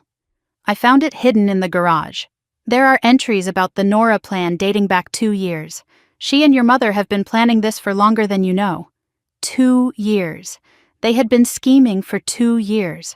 While I was driving to Cape Cod every weekend, while I was caring for Eleanor, while I was believing we were family. 8 o'clock in the morning, Maldives time. I took a breath, clicked send. The email flew to 37 inboxes across the country. No taking it back now. The subject line was simple. The truth about Christmas. From Nora Mitchell. I opened with context. Dear family, I have been silent for a long time. Too long. Many of you have seen my mother's posts about how I abandoned the family this Christmas. I think it is time you heard my side of the story. With documentation. I laid out everything, section by section, the babysitting demand, the refusal to accept no. Patricia's words, you are single. You have no excuse. The credit card fraud, screenshots of the Bank of America account, $43,722, billed to Patricia's address. I did not open this card. I never signed anything. My mother used my social security number without my knowledge or consent. The HR sabotage. The email Patricia sent to Wellington Capital, thanks to Aunt Linda for providing it. I suggest the company monitor her closely during this difficult time. My mother tried to destroy my career because I would not babysit. The beach house fraud. The letter from Attorney Sullivan. The forged signature Patricia submitted to transfer property she does not own. The Airbnb fraud. Screenshots of the listing. Vanessa renting out my apartment without my knowledge. Collecting income I never saw. I closed with clarity. I did not abandon my family. I removed myself from a situation where I was being exploited, defrauded, and slandered. I chose to spend Christmas in peace rather than in servitude. That is not abandonment. That is self-preservation. I share this not for sympathy, but for truth. You can draw your own conclusions. With respect. Nora. The responses came quickly. Within 2 hours, the first wave arrived. Cousin Deborah was immediate. Nora. I knew there was more to this story. I am so sorry you have been carrying this alone. You have my full support. Let me know if you need anything. Aunt Linda replied next. I forwarded that email because I knew Patricia was lying. I have watched her manipulate people for 40 years. It was time someone stood up. I am proud of you, sweetheart. Uncle Robert was more measured. This is a lot to process. I always knew Patricia was difficult, but this is criminal behavior. I need to think about this. Aunt Margaret was direct. I am shocked but not surprised. Patricia has always believed the rules do not apply to her. Nora, you did the right thing by documenting everything. Protect yourself. Cousin James was blunt. Holy shit, Nora. I am sorry we all missed this. We should have paid more attention. One response stood out from the others. A cousin I barely knew. Nora, this is David. I work in financial crimes for the FBI. I am not suggesting federal charges at this point, but if you want to discuss your options, call me. This is serious. Then Patricia saw the email chain. She fired back with a reply all. Against all advice, she responded publicly. I am appalled at these lies being spread about me by my own daughter. Yes, I borrowed some money. Families do that. It was going to be paid back. Yes, I called her employer because I was worried about her mental health. Any mother would do the same. The beach house situation is a misunderstanding. I was trying to help. Nora has been manipulated by outside influences, probably that lawyer of hers, and is trying to destroy her own family. I am the victim here. I gave everything to my children, and this is how I am repaid. I will be consulting my attorney about these slanderous accusations. Do not contact me unless you are ready to apologize for believing these lies. Her email only confirmed what I had documented. She admitted to borrowing money. She admitted to calling my employer. She claimed misunderstanding about the forgery but offered no explanation. Every sentence dug her hole deeper. Cousin Deborah responded immediately. Reply all, Patricia. You just admitted to everything Nora accused you of. Borrowing money without consent is theft. Calling someone's employer with false claims is defamation. Misunderstanding about forged signatures is fraud. Please stop emailing. Aunt Margaret sent me a private message. Your mother just called me screaming. She says you have turned the whole family against her. I told her she turned herself against the family. She hung up on me. First time in 60 years. That afternoon, the legal notifications arrived from attorney Caroline Park. The cease and desist letter had been served to Patricia regarding unauthorized attempts to sell or transfer the Cape Cod property, warning that any further attempts would result in immediate civil action and criminal referral. Patricia had been formally notified she had no legal claim to the beach house. From Bank of America Fraud Department. Investigation complete. Finding confirmed identity theft. Responsible party, Patricia A. Mitchell. Account closed. Balance forgiven for Nora. Patricia would be billed for the $43,722 plus penalties and interest. Recommendation to pursue criminal charges at victim's discretion. Credit bureaus notified. Credit score restoration in progress. 2 major victories in one afternoon. The beach house was legally protected. The credit card debt was erased from my record. Patricia now owed the bank, not me. I texted Marcus. Bank confirmed fraud. Mom owes $43,000 plus interest. Cease and desist served on the beach house. It is over. His reply was immediate. She just got the letter. She threw a vase at the wall. Dad is hiding in the garage. How do you feel? Like I should have stood up years ago. But I am standing now. That evening, I finished the Whitfield Foundation report, 93 pages of comprehensive financial analysis, completed 2 days ahead of deadline. I sent it to Daniel Chen with a simple message. Please find attached the completed report.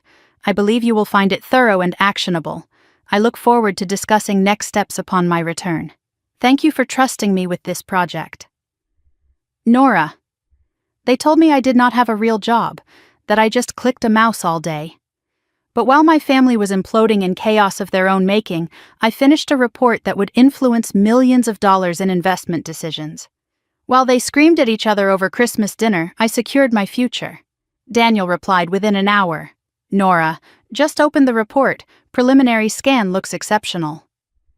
We will review in detail when you return, but I wanted you to know. The committee has already been discussing your promotion. This will only help. Well done. Late that evening, one more email arrived, from an address I did not recognize. Subject line. About the other account. Ms. Mitchell, my name is Harold Pemberton. I was your grandmother Eleanor's financial advisor for 23 years. I am reaching out because I believe you should know about an account your grandmother maintained. One that was not included in her official will because she wanted it kept separate from family involvement. This account was funded through a life insurance policy your grandmother took out in 1987. The beneficiary was always listed as you. The current balance is approximately $340,000. Your mother does not know this account exists. Your grandmother specifically instructed me to contact you directly after her passing, but only after you had proven you could stand on your own. I believe that time has come. Please contact me at your convenience to arrange transfer of these funds. Respectfully, Harold Pemberton, CFP. I read the email 3 times, then a fourth. $340,000. A secret account. Grandmother knew. She prepared for this. Only after you had proven you could stand on your own. Eleanor was protecting me even from beyond the grave. I thought about the beach house, the trust fund, and now this. Grandmother Eleanor had not just loved me. She had believed in me, and she had given me the weapons to fight back, every single one. I closed my laptop and walked to the deck. The stars were impossibly bright. Somewhere out there, I liked to think she was watching. Thank you, I whispered to the sky. I will not let you down. January 2nd, 6 in the morning, Maldives time. I stood on my villa deck one final time. The ocean was calm, painted pink by the rising sun. My suitcase was packed. My laptop bag held the completed Whitfield report, already submitted, already praised. I had spent 11 days in paradise, the longest vacation of my adult life. I arrived exhausted, anxious, running from something. I was leaving rested, centered, walking toward something. I looked out at the water and took inventory of everything that had changed. Credit score restored. Beach house legally protected. Secret account with $340,000 awaiting transfer. Family in ruins of their own making. Career promotion imminent. Self-worth reclaimed. I thought about the woman who boarded the plane in Boston 11 days ago. She was angry, desperate, fleeing. The woman leaving the Maldives was different. She was not running anymore. She was returning, on her terms, to claim what was hers. The journey home was long, 17 hours. Mail to Dubai to Boston, first class again. I had earned it. I slept deeply, peacefully. No nightmares about family, no dread about what awaited. Just rest. During the Dubai layover, my phone buzzed with a calendar notification I had not set. Promotion announcement, January 3rd, 10 a.m. Conference room A. Daniel must have added it to my calendar remotely. 8:47 in the evening Eastern Time, Logan Airport. The cold hit me immediately. 12 degrees, snow on the ground. A universe away from the Maldives' warmth. I took a taxi home, watching the city lights blur past. Boston felt different now, smaller, less intimidating. I checked the security app before opening my apartment door. No alerts since Greg's midnight visit. Everything was exactly as I had left it. Cold, still, untouched. I turned on the heat, made tea, sat in the silence. Mr. Okonkwo had left my mail in a neat stack on the counter. Bills, junk mail, holiday cards from colleagues, and one handwritten envelope, no return address. I opened it carefully. Inside was a single sheet of paper. Nora. I do not know if you will ever speak to me again, and I would not blame you. I just wanted to say you were always the best of us. I am sorry I did not protect you. I am sorry I was weak. I hope someday you can forgive me. Dad, my father. The silent one. The one who never intervened. Never stood up for me. Never said a word while Patricia used me as a resource. I read it twice, then set it aside. I did not know what to feel. Not yet. My phone buzzed. A text from Marcus. Mom knows you are back. She saw your Instagram story from the airport. She is planning something. Stay alert. The next morning I arrived at the office early, dressed sharply. Colleagues greeted me warmly. Word had spread about the Whitfield report. Daniel met me in the hallway. Ready? I have been ready for 7 years. Conference room A was filled with senior leadership. Daniel spoke first. The Whitfield Foundation report was exceptional, comprehensive, insightful, delivered ahead of schedule while Nora was managing personal challenges most of us cannot imagine. He paused. It is my pleasure to announce that Nora Mitchell has been promoted to Director of Investment Analysis, effective immediately. Applause, handshakes, congratulations. I accepted graciously, professionally, without tears. Daniel pulled me aside after. Nora, I have to ask, everything okay now, with the family situation? It is resolved, or resolving. I will not let it affect my work. It did not affect your work. That is why you are standing here. He extended his hand. Welcome to the leadership team, Director Mitchell. Director Mitchell, 7 years of work, 7 years of proving myself. My mother said I did not have a real job, that I just clicked a mouse. I wondered what she would say now. Actually, I did not wonder. I did not care. As I left Daniel's office, Linda from HR caught me in the hallway. Nora, quick word, that situation with the anonymous call. There has been a development. Your mother called again, yesterday, demanding to speak with your supervisor about your erratic international travel. We have blocked her number from our system. I thanked her and walked back to my desk, even now, even after everything. Patricia was still trying. January 4th. Saturday afternoon, 2:15. I was unpacking the last of my luggage when the doorbell rang. I checked the security camera. Patricia, alone, holding a Tupperware container, the universal peace offering of the manipulative mother. I could have ignored it, pretended I was not home, But that would be hiding, and I was done hiding. I opened the door but did not invite her in. I stood in the doorway blocking entry. She looked 10 years older than 2 weeks ago. Hair not styled, makeup minimal, dark circles under her eyes. Her hands shook slightly, holding the Tupperware. "Nora, I brought lasagna.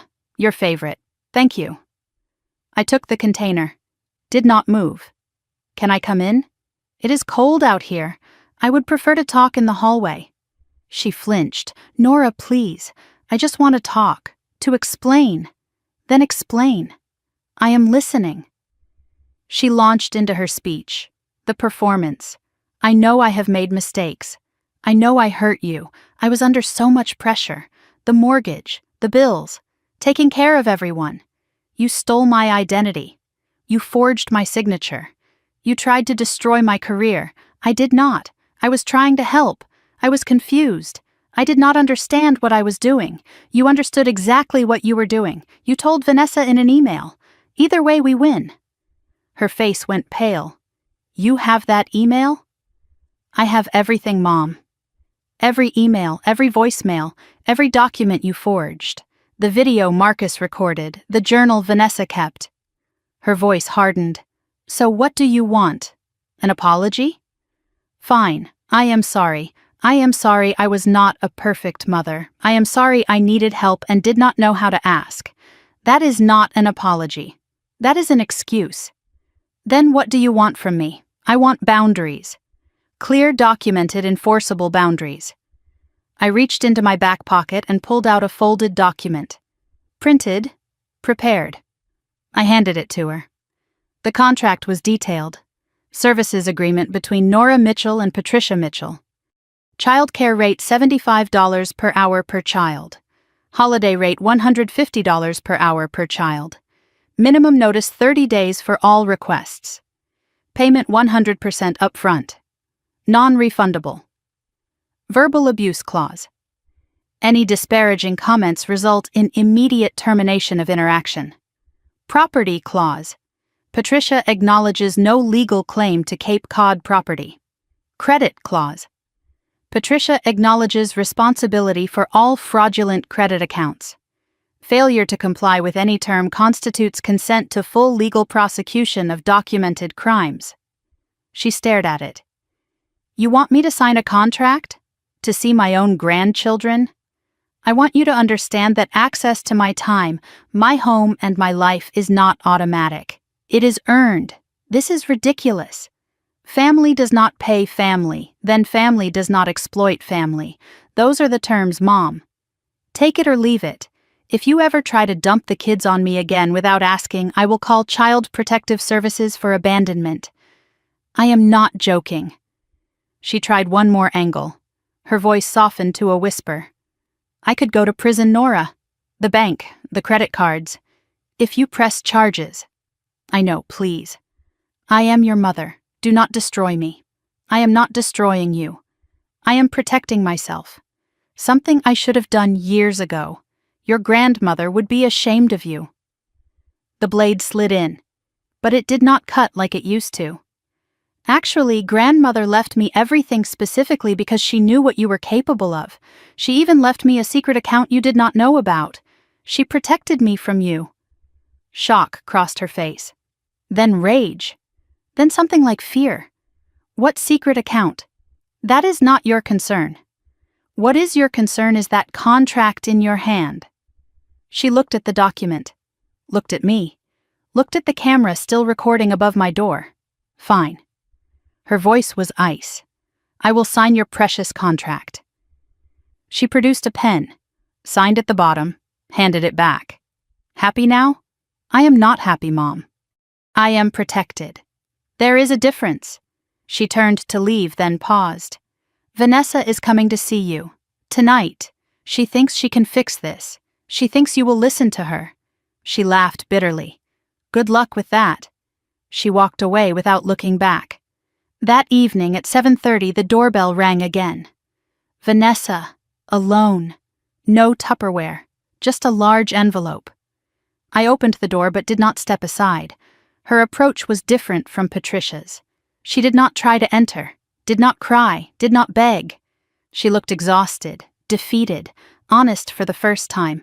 I am not here to apologize. We both know I cannot undo what I did. Then why are you here? To give you this. She held out the envelope. Inside was full documentation of the Airbnb fraud, account details, income records, a signed confession acknowledging the scheme, transfer documents returning all earnings, $4,847. Greg's lawyer said I need to make amends where I can. This is what I can do. We talked, briefly. She admitted she had been desperate. Greg controlled everything. She thought if she could get enough money she could escape.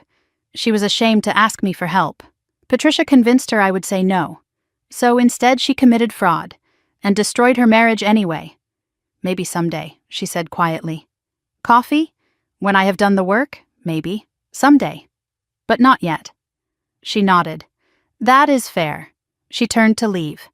Marcus is moving to Seattle next month. Did he tell you? He mentioned it. He is the smart one, getting away from all of us. A sad smile. Take care, Nora. Later that night, Marcus texted me. How did it go?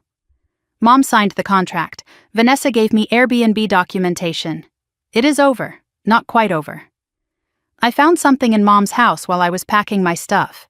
He sent a photo, a ledger, handwritten, hidden in Patricia's closet, columns of numbers, dates, names labeled at the top, family contributions. She has been keeping track of everything she has ever spent on each of us. Every gift, every meal, every favor.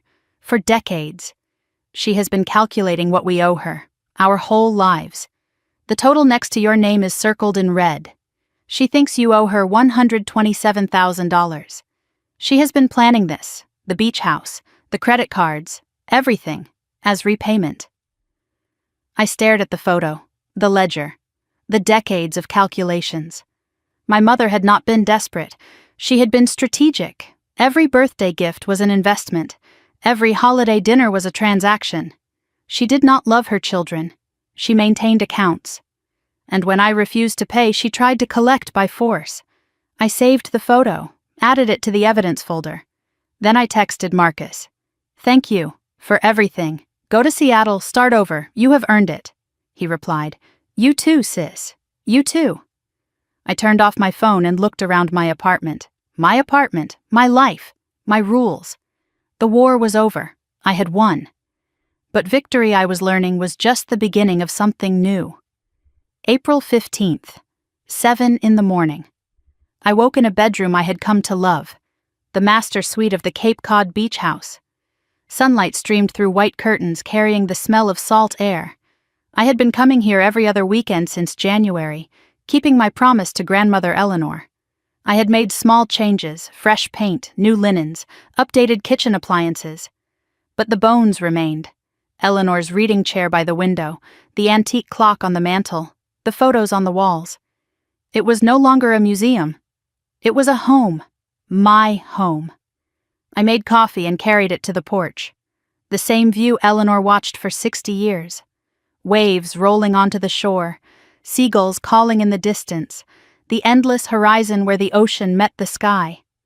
I understood now why my grandmother loved this place. It was not about the property value, it was about the peace. 3 months ago, I was flying to the Maldives to escape my family. Now I sat on my grandmother's porch watching the same waves she watched, drinking coffee in the quiet she protected. Everything was different. Everything was the same. The only thing that truly changed was me. My phone buzzed with a calendar reminder, quarterly family dinner, Patricia's house, 6 p.m. I stared at it, then dismissed the notification. I was not going. And for the first time, that decision came without guilt. The director role had settled into my bones over the past 3 months. Corner office now. Team of 6 analysts reporting to me. The Whitfield Foundation became a flagship case study. My analysis saved them $12 million in potential losses. Other clients requested me specifically. Colleagues treated me differently. Not as the reliable workhorse. As a leader. Daniel mentioned my name in board meetings. I had been invited to speak at an industry conference in September. The career my mother dismissed as clicking a mouse had become something undeniable. I used to measure my worth by how useful I was to others, how much I sacrificed, how little I asked for. Now I measured it by the impact of my work, the respect of my peers, the life I had built with my own hands. My mother said I did not have a real life because I was single. But sitting in my corner office, leading my team, owning my home, I had never felt more real. Harold Pemberton transferred the $340,000 as promised. I invested most of it. Long-term growth portfolio. I donated $40,000 to the Alzheimer's Association in Eleanor's name. A plaque at the Cape Cod Community Center now reads, Eleanor Rose Mitchell Memorial Garden. She would have liked that. Patricia was contained but not changed. The contract held. She had not called my office again. Had not attempted to visit unannounced. The $43,722 credit card debt was being repaid in monthly installments. Court ordered after my attorney filed a civil claim. The beach house had not been mentioned, but Patricia was still Patricia. She told relatives I was troubled, under the influence of lawyers. She hosted family dinners I no longer attended. Posted on Facebook about when families fall apart with sad emojis. She played the martyr, but to a smaller and smaller audience. The extended family had shifted.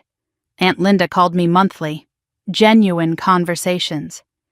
Cousin Deborah had become a friend. We had lunch twice. Uncle Robert sent birthday cards now. The family that once accepted Patricia's narrative had fragmented. Some still believed her. Many did not. Aunt Linda mentioned something in our last call. Your father asked about you. He wants to reach out again but does not know how. I told him to give you space. Was that right? I said yes. But I had been thinking about that handwritten note ever since. Marcus moved to Seattle in February. New job, new apartment, new life. He called every Sunday. The first consistent sibling contact I had ever had. We talked about work, about the weather, about nothing in particular. It was the relationship we should have had all along. Any regrets? I asked him during our last conversation. About leaving? No. About not leaving sooner? Every day? Mom still calling? Once a week. I let it go to voicemail. She leaves messages about how I have abandoned her. Same script, different child. Yeah. But it does not work anymore. That is the difference. That is all the difference in the world. Vanessa's divorce finalized in March. Joint custody of the children, week on, week off. She was in a small apartment in Somerville working as a substitute teacher. She had been in therapy. Twice a week, she told Marcus. 3 weeks ago, she texted me. I know I said someday. Is today too soon? I considered for a full day, then replied. Saturday. The cafe on Newberry Street, 10 a.m. We met, we talked. For 2 hours, no accusations, no manipulation. Just two exhausted women trying to understand each other. I spent my whole life trying to be what Mom wanted, she said. The perfect daughter, the perfect wife, the perfect mother. And I failed at everything. Because perfect was never possible. You were the one who got out. I hated you for it. Because I wanted out too, but I did not know how. I am sorry, Nora. Not because I want something. Because you deserved better. From all of us. I do not forgive you, I said. Not yet. Maybe not ever. But I believe you. And that is something. We are not sisters right now. But maybe someday we could be something. We agreed to meet again next month. I did not know what we would become. But the door was open. That was new. I finished my coffee and walked down to the beach. The April ocean was still cold, but the sun was warm. I took off my shoes and walked along the shoreline. Every time I visited, I wrote to Eleanor. Not emails, handwritten letters, old-fashioned, like she preferred. I read them aloud on the beach, then kept them in a box in the house. Dear grandmother, it has been 6 months since you left. 5 months since I discovered what you left behind. I understand now why you did it. The beach house. The trust. The secret account. You were not just leaving me money. You were leaving me permission. Permission to say no. Permission to walk away. Permission to choose myself. Mom signed the contract. Can you believe it? She actually signed a contract to see her own grandchildren. You probably could believe it. You knew her better than anyone. I am okay now, grandmother. Better than okay. I am free. I kept my promise. I did not let them use me anymore, and I kept your house. I kept your peace. I hope wherever you are that you are proud of me. I love you. I always will. Your granddaughter Nora. I folded the letter and held it to my chest. The waves rolled in. The seagulls called. I was not crying. I was smiling. For the first time in my adult life, I felt whole. I walked back to the house and sat in Eleanor's chair. My chair now. I looked out at the ocean and thought about the journey. I used to think family was about obligation, about duty, about sacrifice without question.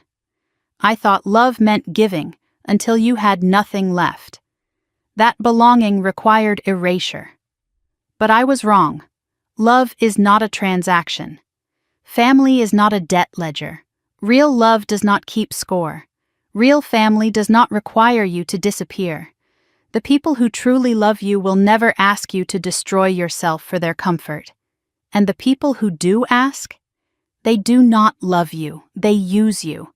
It took me 33 years to learn that lesson, but I learned it, and I will never forget. My phone buzzed, a text from an unknown number.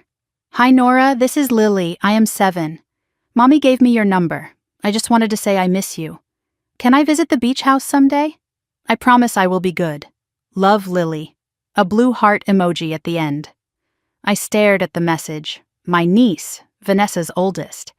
The little girl who asked why Aunt Nora was being mean. I typed back, Hi Lily, I would like that very much.